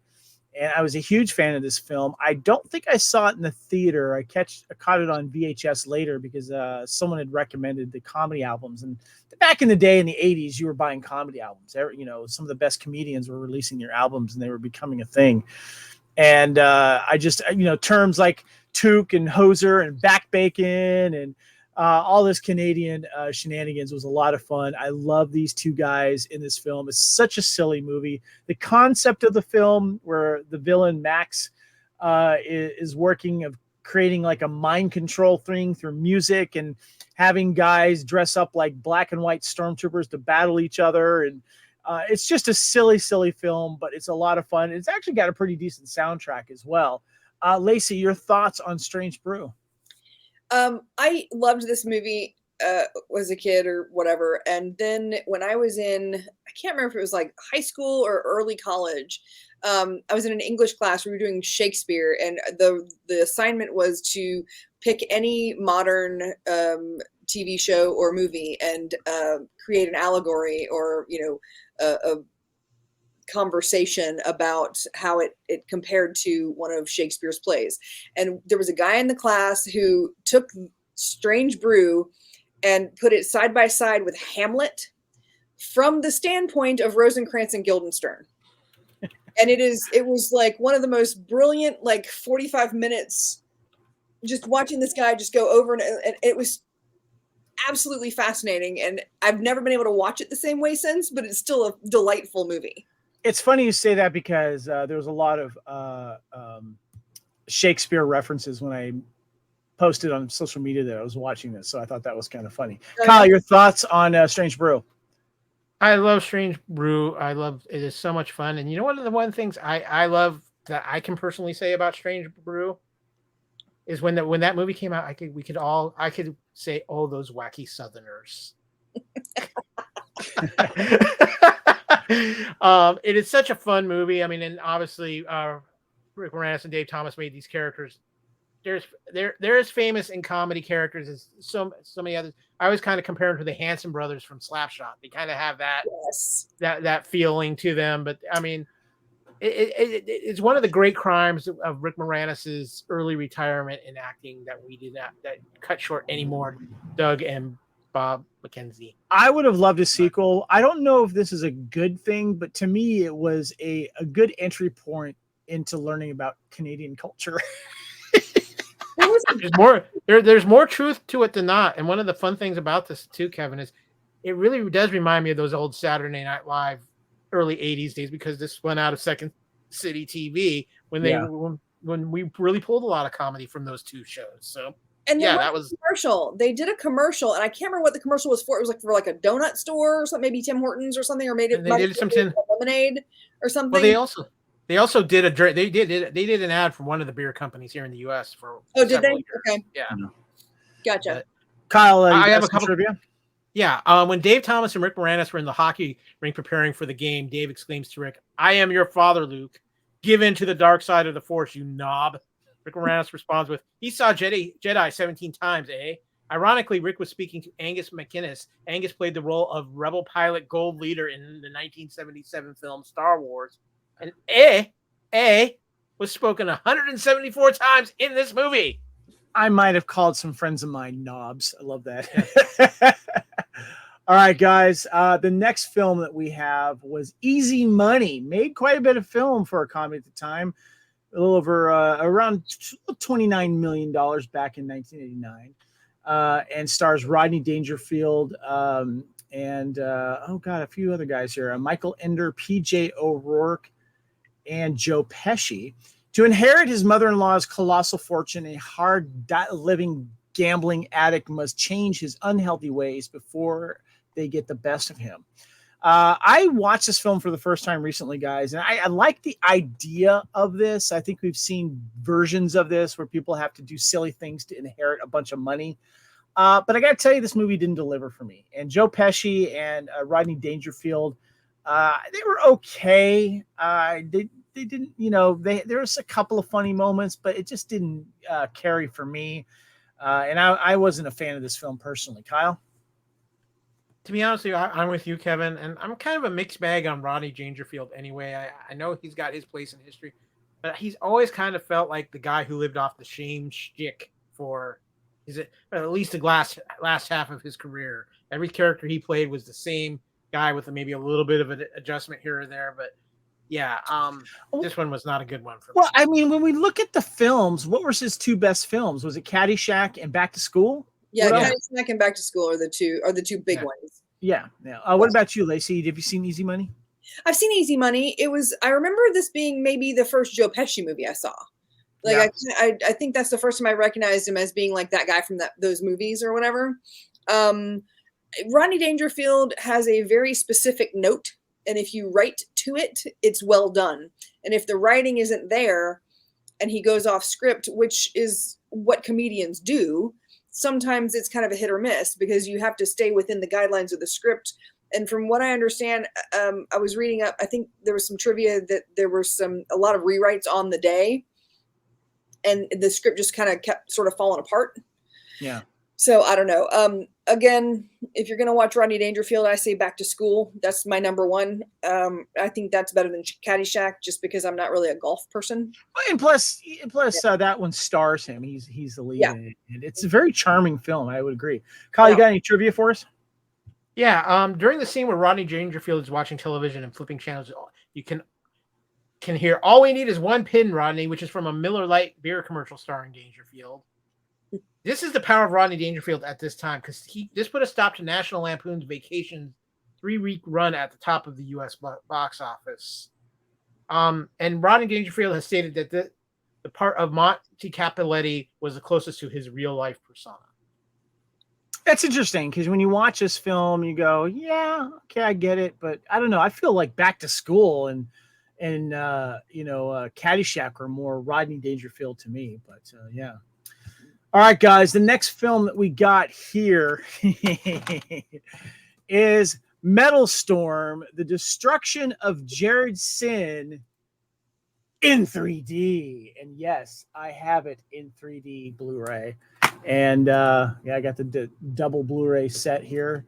Made a little over $5 million in its theatrical run. And the poster says it's high noon at the end of the universe. And this was kind of like a bunch of films where like they were cheesy B-action films with very long names. And we got more coming up. On a desert planet, warlord Jared-Syn is trying to convince a tribe of mutants that he's their messiah and gain ultimate power hidden in a crystal. Ranger Dogan and explorer Dinah, whose father was murdered by Syn, must stop him. Directed by Charles Band, stars Jeffrey Bryan, Michael Preston, and Tim Thomerson. Kyle, have you seen Metalstorm: The Destruction of Jared-Syn? And if you have you seen it in 3D? I have not seen it in 3D. I do remember seeing this movie way back in the day on HBO, like kind of late night, filling in the thing. And of course, let's be honest. Next to Bruce Campbell, Tim Thomerson might be like the crown prince of B movies. Yeah. Lacey, have you seen Metalstorm? I have not. And I have to say that when I saw the title, I was like, I have to see this. It looks like just super fun, rompy, popcorn fun of the B variety. And I looked for it and I couldn't find it in any format that wasn't like $48 or $57. Like I was just like, no, not gonna. Yeah, I ended up getting it on eBay really cheap actually, which is kind of cool. And I got it in 3D, and it does, cool. And it plays on 3D players and TVs, which is cool. And it was cheesy, and but it felt kind of like a definite Mad Max ripoff. There was a cool vehicle the guy drives around in, and Tim Thomerson, Kyle, as you said, yeah, he's like a B movie legend, and he was fun in this as his partner. And the bad guy, Jared-Syn, was your typical bad guy, and there were some fun moments. It's not a great film, but it was fun to watch in 3D, and there was some 3D gags in it, which I did kind of like. So, Kyle, you got any trivia and some thoughts on it? Well, I got one technical question for you. Since you did watch this in 3D, and this is one of the older 3D movies, how well does the 3D hold up with this being an older shot style 3D film? It actually wasn't bad, I'll be honest with you. I was expecting to get this with the cheap white glasses with the red and blue lenses, but no, it's set up for current 3D viewing on your newer 3D TVs and Blu-ray players. And on Blu-ray, it came out really nice. And I actually had a DVD copy of this already. I didn't realize. Have you ever done that before? And I know you have, Lacey, where you've bought a film you've already owned. I mean, and you didn't realize you. Shut up! Stop it! Shut up! Shut up. I have those extra copies on the in case I am lost somewhere and I need to use it as a flotation device. There you go. And I actually threw in the DVD version, and the quality was subpar compared to the. I felt like it was a VHS transfer, maybe. I don't know, which a lot of those older films were to kind of make a quick buck on the DVD release. But in 3D, it looked nice. So yeah. As far as 3D though, like back then, it was all about like the jump scares, like things coming out. I mean, nowadays, it's all like ambient 3D or whatever, so you don't have that same. Like you feel like you're in it, but it's not like jumping out at you. There was a little of both in this film, which I enjoyed. Kyle, you got some trivia for us? Good. Yeah. One other just quick note for me too. You look at this movie poster, and this is the quintessential 1980s DVD or VHS movie cover. I'm just saying that. But I love the art. Yeah. A video game tie-in was planned but never made. Charles Band even shot additional footage for the film to connect to it. It was filmed in 3D. Jeffrey Bryce and, of course, Richard Mall of Night Court fame, as well as some of the Road Warrior vehicles used in the film, were once again seen in 1984's Charles Band science fiction film The Dungeon Master. And finally, Max Preston, who plays the villain Jared-Syn, previously starred in the 1981 film Mad Max 2, The Road Warrior. So a little bit of typecasting there, I guess, right? Just a little bit. All right, guys. I wonder if it was shot in Australia. What's that? I wonder if it was shot in Australia. It was not. I don't remember, but it was not. I think it was shot somewhere in the States, if I remember correctly. Got it. All right, guys. The next film we have is The Hunter from the Future. And look, I got an actual Blu-ray copy here, guys. I bought it last year because it was cheap, and I was kind of curious about it, and I knew it was coming out for 83, so I was kind of curious about it, and I just recently watched it for the first time. And it's funny too because there's the bonus features on the Blu-ray are only a new audio commentary by Red Brown, but I have not listened to that. But it made a little over almost $3 million in its theatrical run. Of course, it's got one of those posters with a lot of stuff on it. He's from the future, trapped in prehistoric times, searching for his past, a hunter of incredible power and strength.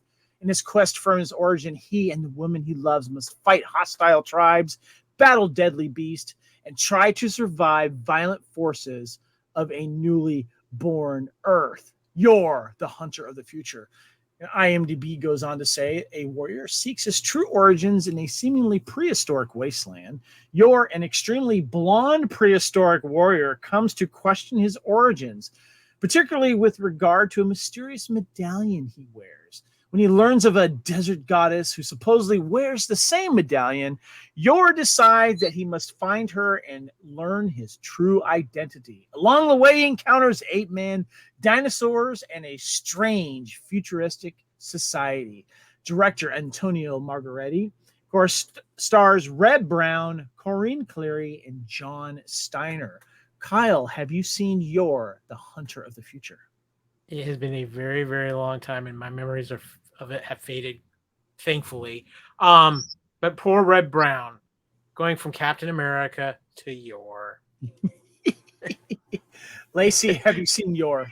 I vaguely I feel like I've seen it, but I couldn't tell you for certain.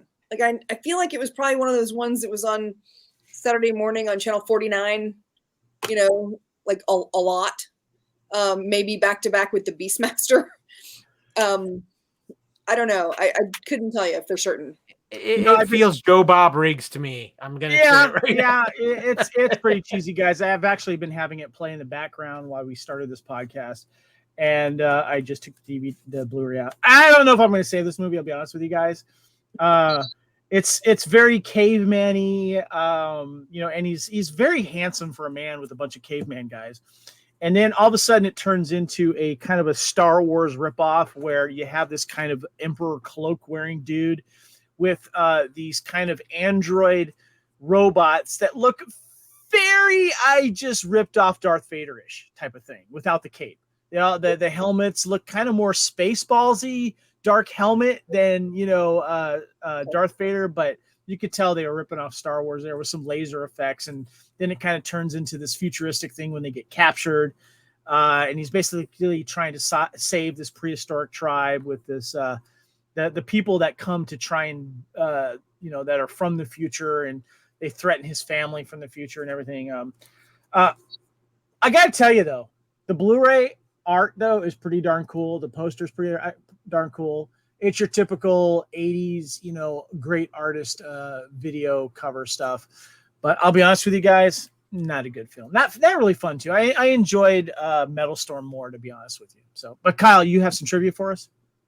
That I do. So Red Brown, a black belt in both Shinto-kan and American karate, and a purple belt in Gracie Jiu-Jitsu, performed all of his own stunts on the film. Yor was broadcast as a mini-series in Italy using a lot of footage that never made it to theatrical release. Red Brown lost 30 pounds due to the strenuous and lengthy shooting. And most of all, this film is listed among the 100 most enjoyably bad movies ever made in John Wilson's book, The Official Razzie Movie Guide. I had to see where it was filmed because there was actually a couple of cool little filming locations. If I do have to give it some props, it was filmed in Turkey. So it kind of gave it a really kind of cool prehistoric vibe when they were shooting those scenes. But yeah, it's pretty bad. All right, guys. Next we have Fire and Ice, and I remember seeing this on the video cassette shelf thing, and it took me forever to try to get around to watch it. And I tried watching it recently on, I don't know, maybe it was YouTube. It's streaming for free somewhere. Animated film, and the plot goes: at the end of the Ice Age, an evil queen and her son are set on conquering the world using magic and warriors. The lone survivor of a crushed village fights back, or as does the king of the Fire Keep. I couldn't get through it, guys, to be honest with you. I think this is one of those perfect examples of the art was much better than the film. Kyle, do you remember this? Ralph Bakshi, yes. By the way, is the director, and we all know him from Fritz the Cat and a bunch of other adult animated series. Oh yes, I remember this greatly because there is a very pop cult following for this film because it is based off the artwork of Frank Frazetta, the famous fantasy artist, and who Ralph Bakshi absolutely loved. And this is at the time when Ralph Bakshi was really into rotoscoping, which is the type of animation where they actually film a human being and then rotoscope the animation over the human being's movements. Art-wise, this is a visually stunning. Like you said, Kevin, the story is pretty rough, but you got to think this is kind of at a time shortly after heavy metal has come out. You're trying to do a little bit more adult animation styles.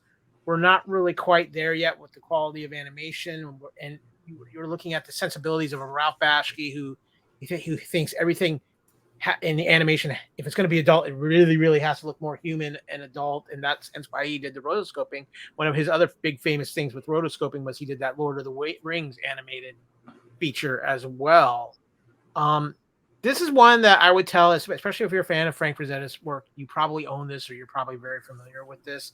It's not a great movie, but it's also one of those movies that I think has a pretty interesting place in animation movie history because of the rotoscoping and it being based off the art of Frank Frazetta. Lacey, have you seen Fire and Ice? No, it seems like a knockoff of both Conan and the Beastmaster. But yeah, I guess you definitely could say that. Kyle, you got any trivia for us on Fire and Ice? Yeah, I talked about it being rotoscoped and how they did that. The filmmakers had a really hard time finding an actress with the right voluptuous physique to play Tegra for the live action version of this film. Really? Who would have thought that?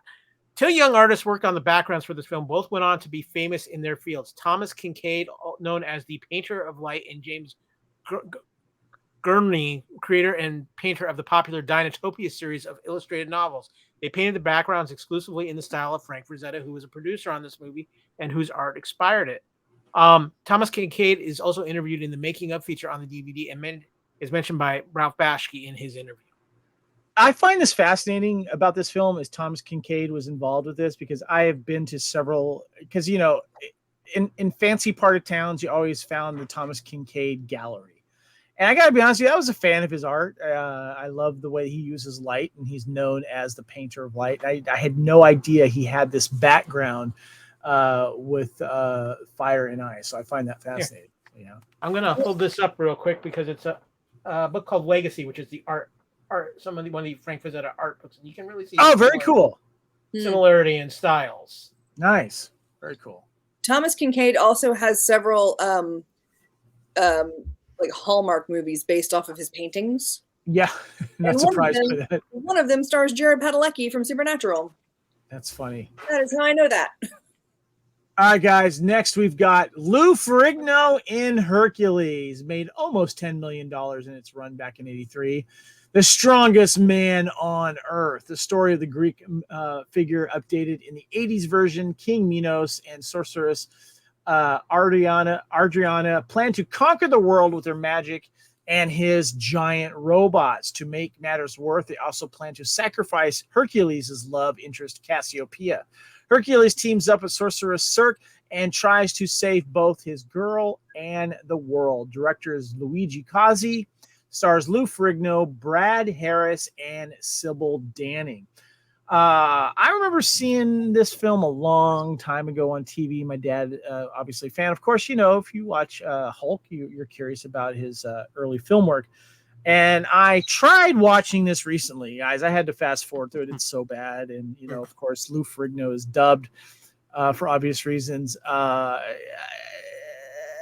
Not good. Kyle, your thoughts on Hercules? This is not a good movie. I think the first time I ever saw it was again, going back to the days of early TBS, USA Network, things like that. This is rough. Sybil Danning is gorgeous in this, but yeah, I mean, Lou is cut in this. If you're looking for prime in physical shape Lou Ferrigno, it's definitely this movie. But this movie is it's bad, and we're going to get into reasons in a little bit of probably why it was so bad. Yeah, Lacee, have you seen this? I feel like, again, Saturday morning maybe, but like we keep talking about movies where it's like a strong dude wearing a loincloth and fighting against a bad guy with two like scantily clad ladies next to him. So we keep doing that, and then so I feel like they all kind of blend together for me. So I'm not sure if I've seen this one or not. I feel like I have. You could do a bad movie double feature with this and a Your for sure. Kyle, you got any trivia for us? Yeah, so one of the reasons why this movie might be as bad as it is this. At one point, Lou Ferrigno walked into Mayhem Golan's office after reading the original script, which was filled with much more violence and gratuitous sex. Told him that the script was a piece of shit and threw it into the garbage. Ferrigno wanted a more family-oriented fantasy film, which was finally released against Golan's wishes. Now, this is where things get very interesting. In Electric Boogaloo, The Wild Untold Story of Canon Films, a great documentary. If you have not seen it, go out. Yes, very, very good. Sybil Danning said she would have preferred a more adult version of Hercules. She told Femme Fatales magazine that the original script was an R-rated blend of adventure and erotica in which the lonely Hercules wanders around until he meets a power-hungry, manipulative queen who seduces him and tricks him into using his strength to conquer other kingdoms. It wraps up when she fights Hercules to the death. The original reason for doing an R-rated Hercules film was because Conan 1982 was such a huge success with blood, guts, nudity, and sex. Instead, Danning said Lou Ferrigno and his wife Carla turned it into a kiddie film. But I think there's a little more reason why Sybil Danning really wanted this to be an R-rated film, because Sybil Danning had a huge crush on her muscle-bound set partner. Lou Ferrigno, although he was not interested in her romantically, he was married. In her future interviews, she would call Ferrigno a fine specimen of masculinity. Ferrigno was in peak physical condition during the filming. And lastly, because this is kind of where this little piece of interesting thing with this movie was supposed to be a star vehicle for Lou Ferrigno. The same Hercules in New York from 1969 was for Arnold Schwarzenegger. Despite being the incredibly successful as a bodybuilder as Schwarzenegger was, and despite the fact Hercules was a bigger box office hit than Hercules in New York, Ferrigno never became an A-list action hero. I kind of want to see the R-rated version of Hercules.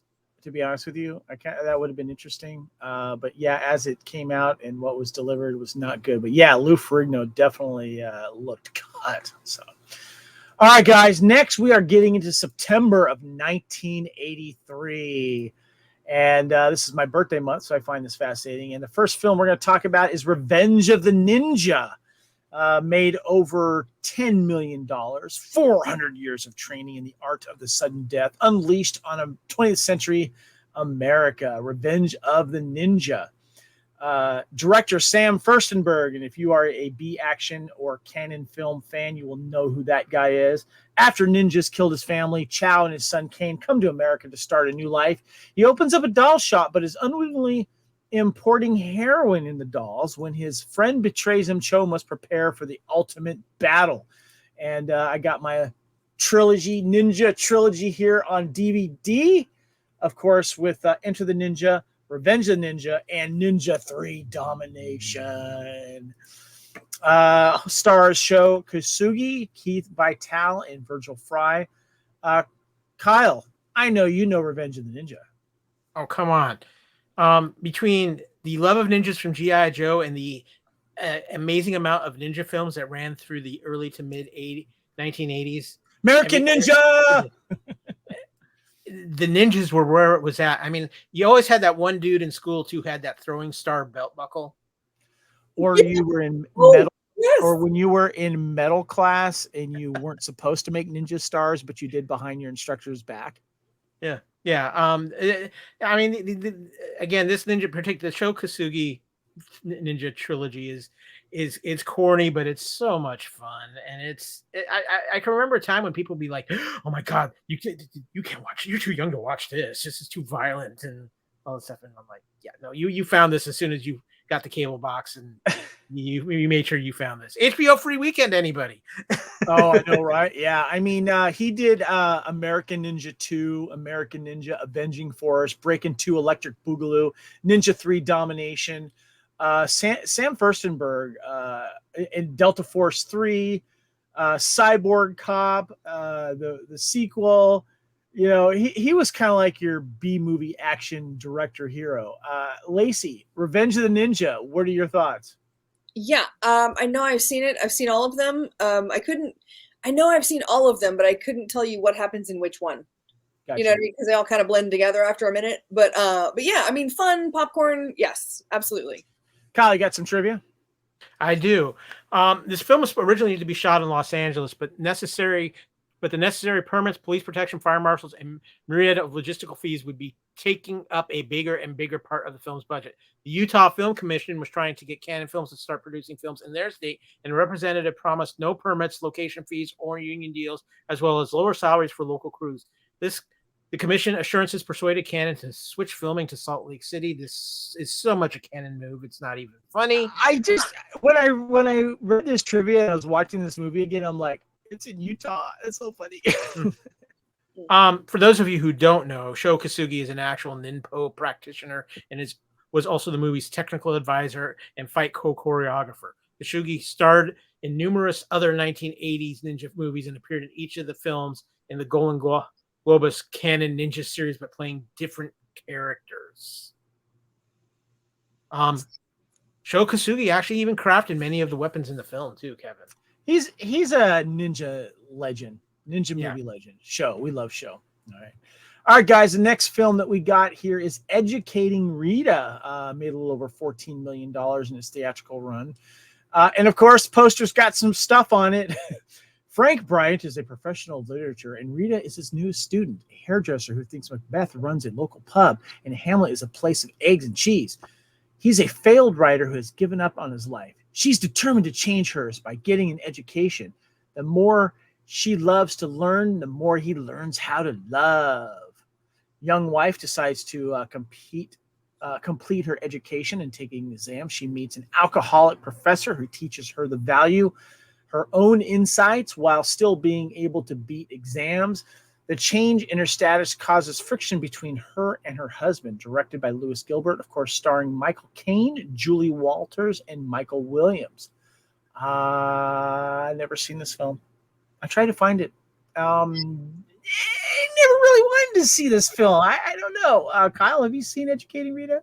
Not on my radar. I'm gonna be honest with you. Yeah. You know what? I bet there's someone in this panel that has seen this film. You think? Lacee. Yeah, Lacey.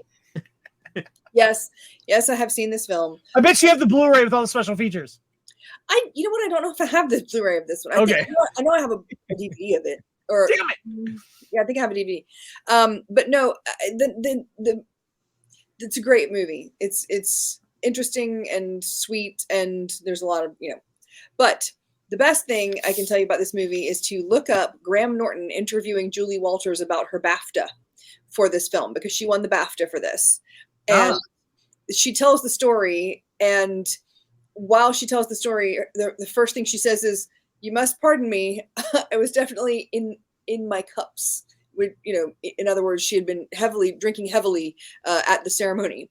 And it's a really funny story, and you should Google, YouTube that. Yeah. I have heard good things about this film. It's a good performance by Michael Caine. If you look at some of his films during the 80s, though, it was like, was he paying off a house, Yeah. But apparently he was pretty good in this. Kyle, you got some trivia for us? Yeah. In fact, Sir Michael Caine's favorite movie of his own, and the performance of which he's the most proud of. In fact, Sir Michael Caine said he knew he wouldn't win the Academy Award for Best Actor as soon as he saw that he was seated away from the front row at the ceremony. He was still giving a standing ovation afterwards anyway. But I find this particular piece of trivia interesting because I'm going to call this probably the favorite movie of many a divorce lawyer, because this movie inspired many marriage breakups, according to Dame Julie Walters. While receiving the award for Outstanding Contribution to British Film at the Moet British Independent Film Awards in 2013, Walters said, "I get people who come up to me and say, 'I left my husband because of you, because of that film,' or 'I got an education.' So many." I kind of want to see it for that reason. I'll be honest with you. If I see it floating around free on a streamer or something like that, I'll probably catch it because I'm kind of curious about that. That's funny.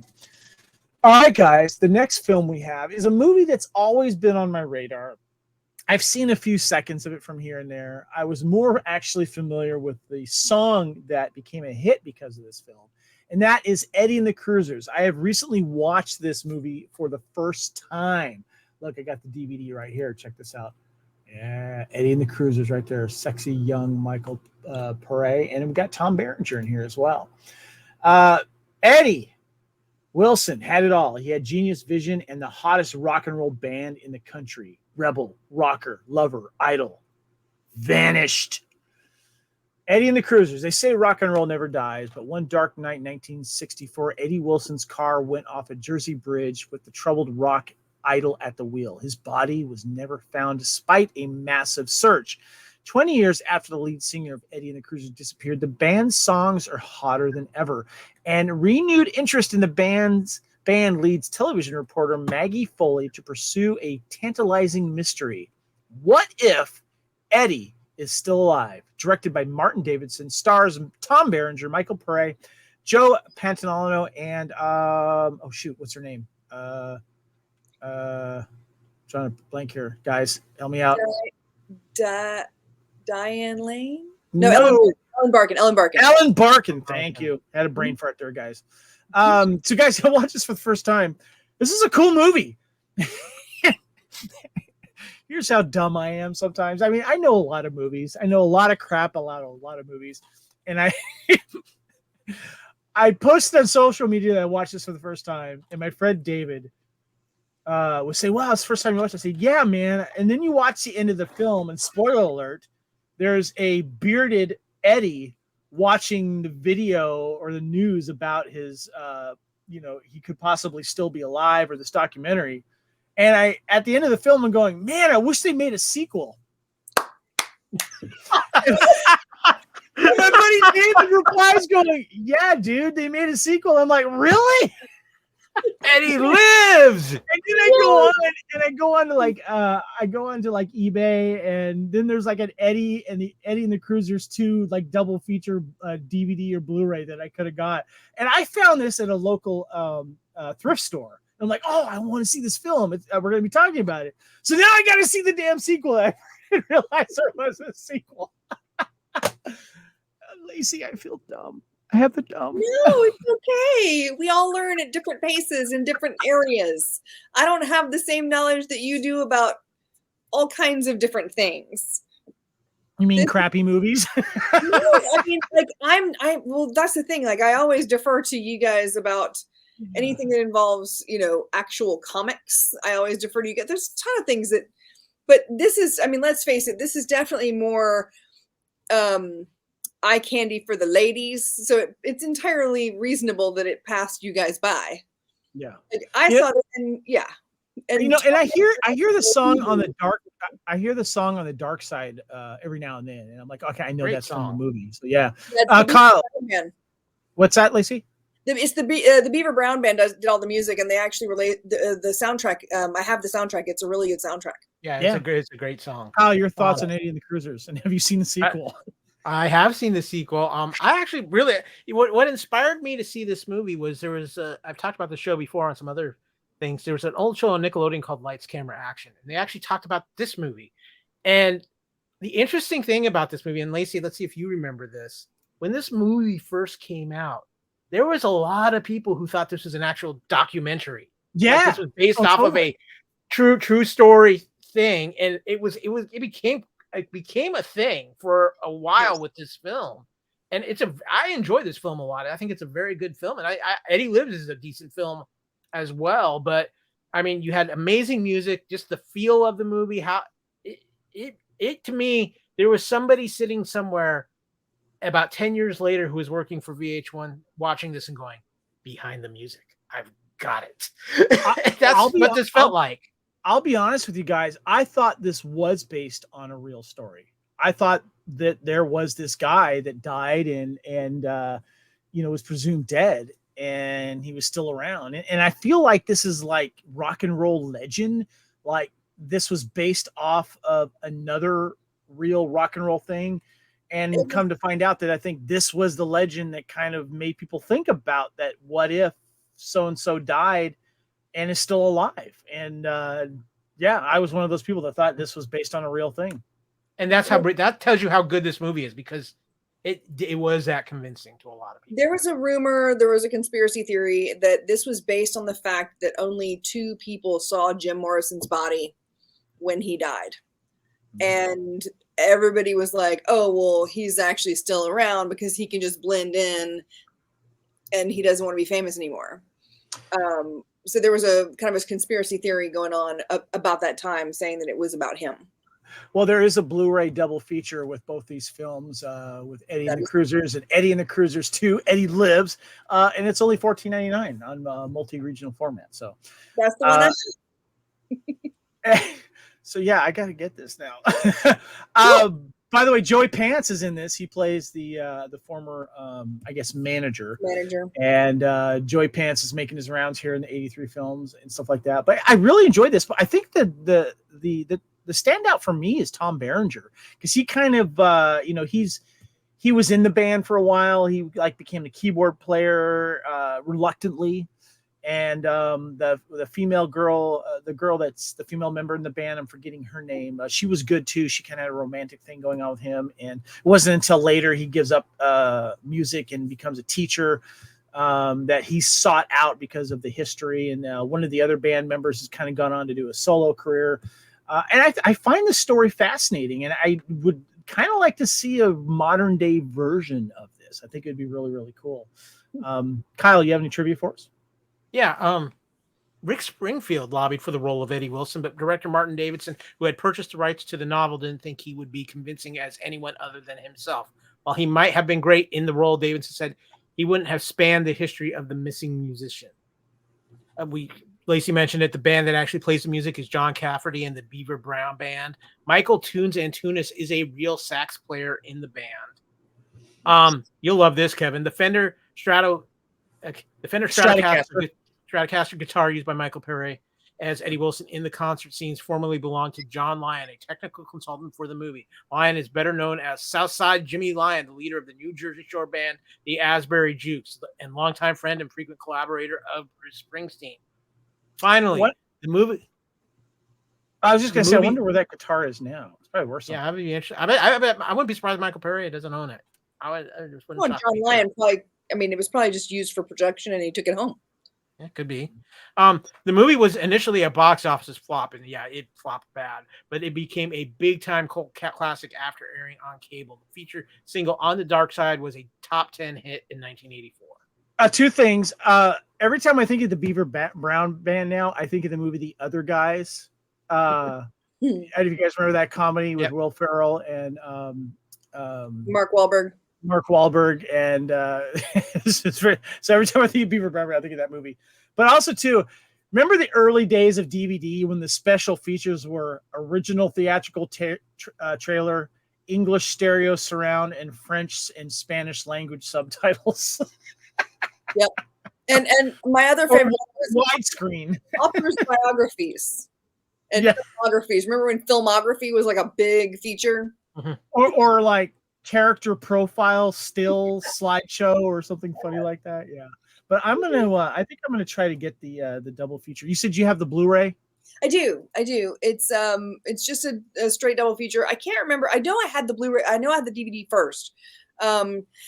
And I couldn't remember because sometimes back in the day when they first started doing commentaries, they didn't tell you there was a commentary on it. But if you looked at the setup, under setup, you could look at the audio and it would give you the audio track. And I want to say that there's an audio commentary for this, but I can't remember if it's on the DVD as well as the Blu-ray. Well, quick trivia for you guys. Guess who has 2 thumbs and just put it into his Amazon cart? Woohoo! Nice. All right, guys. Next film I finally watched for the first time this year, and that is The Big Chill, made over $56 million in its theatrical run. And the poster says, in a cold world where you need your friends to keep you warm, a group of 7 former college students gather for a weekend reunion at a South Carolina vacation home after the funeral of another of their college friend. Directed by Lawrence Kasdan, written by Lawrence Kasdan and Barbara Benedek, stars Tom Berenger, Jen Close, Jeff Golden, William Hurt, Kevin Kline, Meg Tilly, Jo Beth Williams, and Kevin Costner in deleted scenes because he's the dead guy. Now, I remember hearing about this film a lot, especially through podcasts that we listened to called The Rewatchables, and I think they did a actual podcast on that. And they always refer to this film as not like the Brat Pack, but like the older group of people that ended up getting really, really popular and famous. You know, I don't know what you would call that then, but it had a really good cast. And of course, this is one of those films that Lawrence Kasdan really got some work, some acclaim for with his not only directing but also writing it as well. And I thought it was a pretty interesting film. I got to say, I think Tom Berenger, he's on a roll right now in my mind.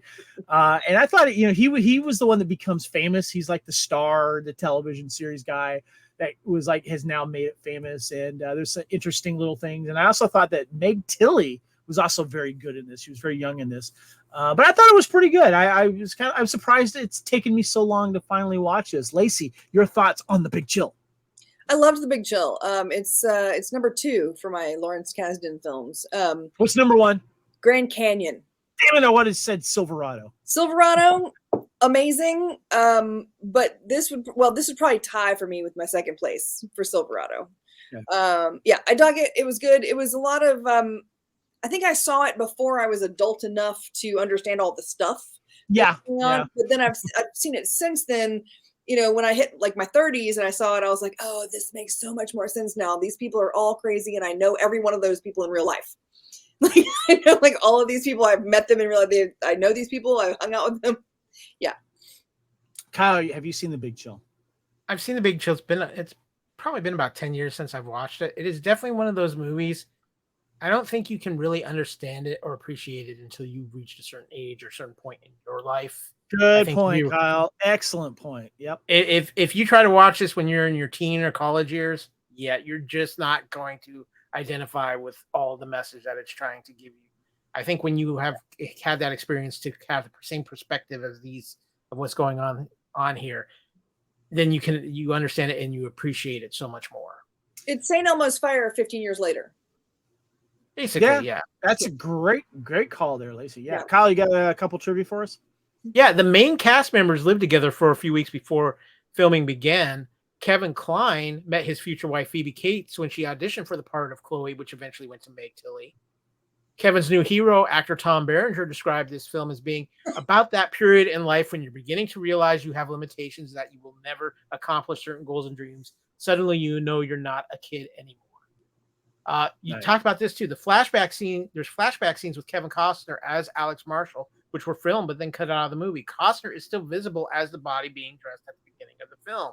I wanted to mention something about this, guys, because this was one of the reasons why Lawrence Kasdan felt bad cutting Kevin Costner's part and included him in Silverado. That's in the Silverado trivia if you watch that. And then, of course, Kevin Costner comes in, and he's not like one of the main members, but he comes in and he just kills it. So yeah, it's really good. Nice. One other thing with Tom Berenger, after the movie was made and released, actor Tom Berenger loved the film's main shooting location of the Tiddlehome Mansion. I know I just butchered that, so forgive me. So much that he later got married in its gardens on its lawn. Nice. All right, guys. Next film is called Brainstorm, made over $8 million. Imagine a machine that records feelings, emotions, even your hopes and dreams, and imagine that it can transfer these experiences from one mind to another. Researchers develop a system where they can jump into people's minds, but when people involving bring their personal problems to the equation, it becomes dangerous, perhaps deadly. Directed by Douglas Trumbull, stars Christopher Walken, Natalie Wood, and Louise Fletcher. I watched this years ago. I kind of watched a little bit of it now. Not really my thing, but it's kind of more famous for another thing, Kyle, and I thought maybe you can go straight into the trivia for this. Yeah, much like The Twilight Zone, this movie isn't so much famous, it's more infamous. This is a very interesting film within Hollywood history. When Natalie Wood died near the end of principal photography, studio executives tried to kill the film and claim the insurance, saying the director Douglas Trumbull could not complete the film. However, Trumbull's contract gave that decision to him, and he insisted on completing it, using a stand-in and changing camera angles for the few remaining shots of Wood's character. The resulting hostility between Trumbull and studio executives meant this would be Trumbull's last Hollywood film. He has since devoted his efforts to work for IMAX films, theme park rides, and the like. Because of the immensely troubled production and disagreements with MGM, Douglas Trumbull opted never to direct a Hollywood film again. In 1983, he stated, "I have no interest in doing another Hollywood feature film. Absolutely none. This movie business is totally screwed up. I don't have the energy to invest 3 or 4 years in a feature film. Movie making is like waging war. It destroys your personal life too. The people who can survive the process of making films have largely given up their personal lives in order to do that, just because it's such a battle to make a movie. And in doing that, they've isolated themselves from the very audience that they're trying to reach." Lana Wood filled in for her sister, Natalie Wood, in some of the shots to help finish the film after Natalie's untimely death. But Kevin, the story of this in Hollywood history is the very mysterious circumstances involving Natalie Wood's death and what Christopher Walken and Natalie Wood's husband at the time are probably taking to their grave. Yeah, Christopher Walken was rumored to have an affair with Natalie Wood as well, which complicated things, if that is true. Christopher Walken's never spoke publicly about this. And it happened actually in my area off one of the islands here off the Southern California coast. And yeah, this is a sad day in history. Have you actually seen the film, Kyle? I've seen it maybe twice, and both times I don't think I actually got completely through it.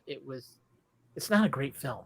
It's tough watch. It is. It's a tough watch. It's much like Twilight Zone earlier, when you know what's happened in this film, and then you try to watch it. It's tough. And you know what? I think the mystery of Natalie Wood will go down as one of the greatest unsolved mysteries in Hollywood history. Yeah. Lacey, have you seen Brainstorm?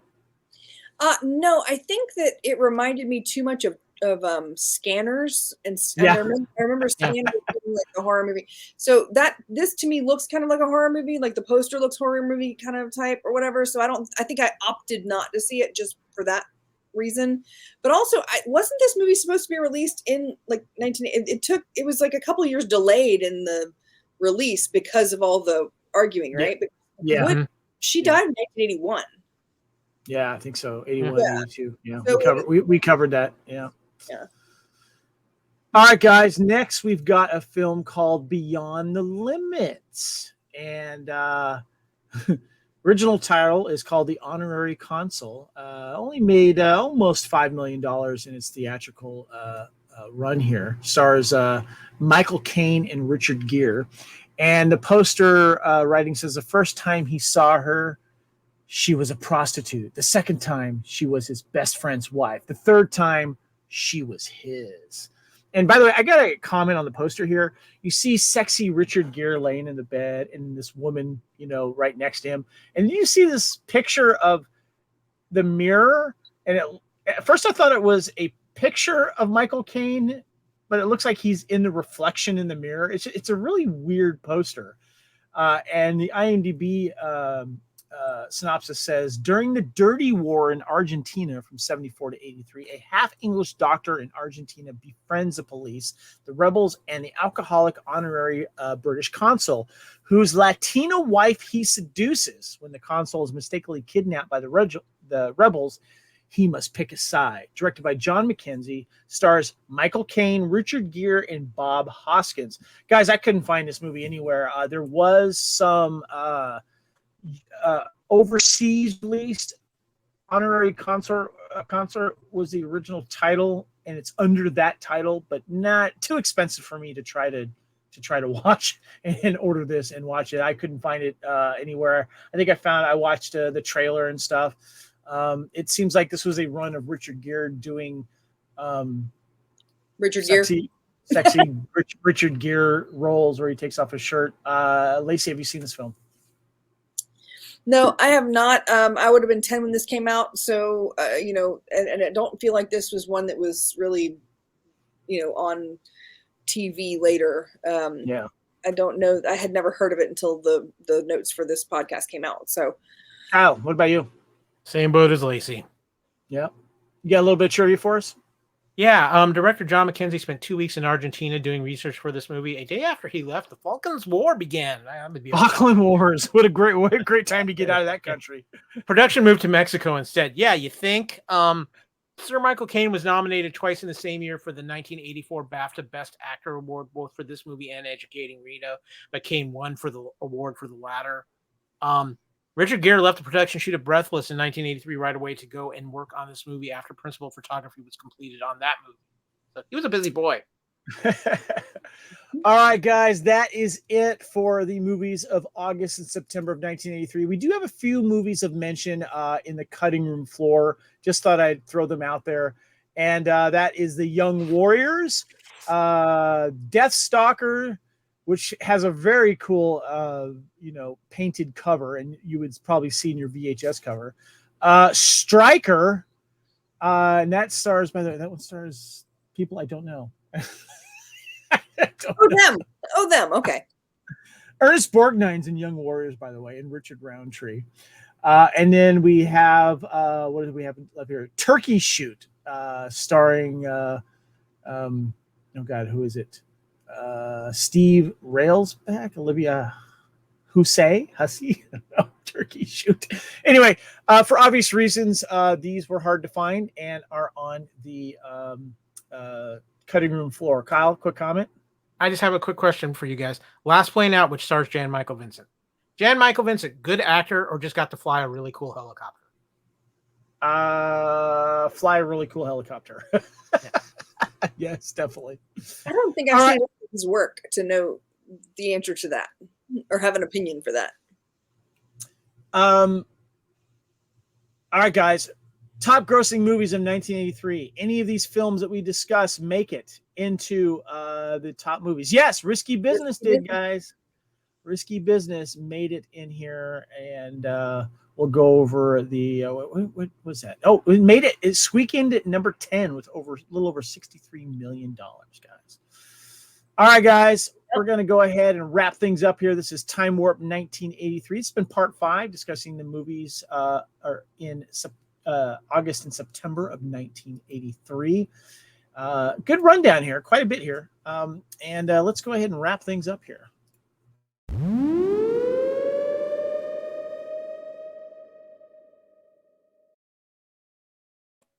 Guys, thank you so much for joining us for Time Warp 1983. Next, we're going to be discussing the movies of October and November. This is the Fandom Podcast Network. And if you're watching us, thank you for watching us on the Fandom Podcast Network YouTube channel. Please subscribe to the YouTube channel. You'll get notifications of our upcoming shows. All of our shows are hitting the YouTube channel, so we appreciate your support there. Our master feed for our audio podcast is at fpnet.podbean.com. the Fandom Podcast Network can stream on that Podbean app. Also, we're on all other major podcast platforms, which include Apple Podcast, iTunes. We also, Fandom Podcast Network is on Facebook. You can email us at fandompodcastnetwork@gmail.com. And you can also find the Fandom Podcast Network on Twitter/X and Instagram. My name is Kevin. I am on Twitter and Instagram/X and now Threads @Spartan_Phoenix. Kyle, where can we find you? You can find me on Twitter or X or whatever you want to call it these days at @KyleW. You can find me on Instagram and Threads at @KyleFandom. And Lacey, where can we find you on the socials? The Facebook and the Twitters, I'm Lacey Pants, and on Instagram I am the Lacey Pants. That's about it. You can also come see me at DragonCon next 2 weeks from now. Yes. Very exciting. Yes. I miss DragonCon. Can't wait to get back there someday. This has been Time Warp, guys, where we love to look back on the year of films and celebrate the films and all the pop culture in between. Appreciate you. And again, you can support us. First of all, please give us some reviews if your podcast provider allows it, or give us some comments on the YouTube as well. And you can also go to our TeePublic store. We can pick up a cool Time Warp t-shirt that supports us as well. Just look up Fandom Podcast Network. Like to thank my guest, Lacee, as always, the queen of movie food. Thank you so much for joining us again here on Time Warp. It's been fun. I love it. Kyle, thank you, brother. Always appreciate you, man. Yeah, it's been great, but I really need to get out of here because I got tickets for the Eddie Wilson cover band. Eddie lives! There's a sequel to Eddie and the Cruisers. All right, I'm going to rectify that. All right, guys, thank you so much. And until next time, we will see you on the Fandom Podcast Network, going back in time for Time Warp 1983. Thank you, guys. See you later.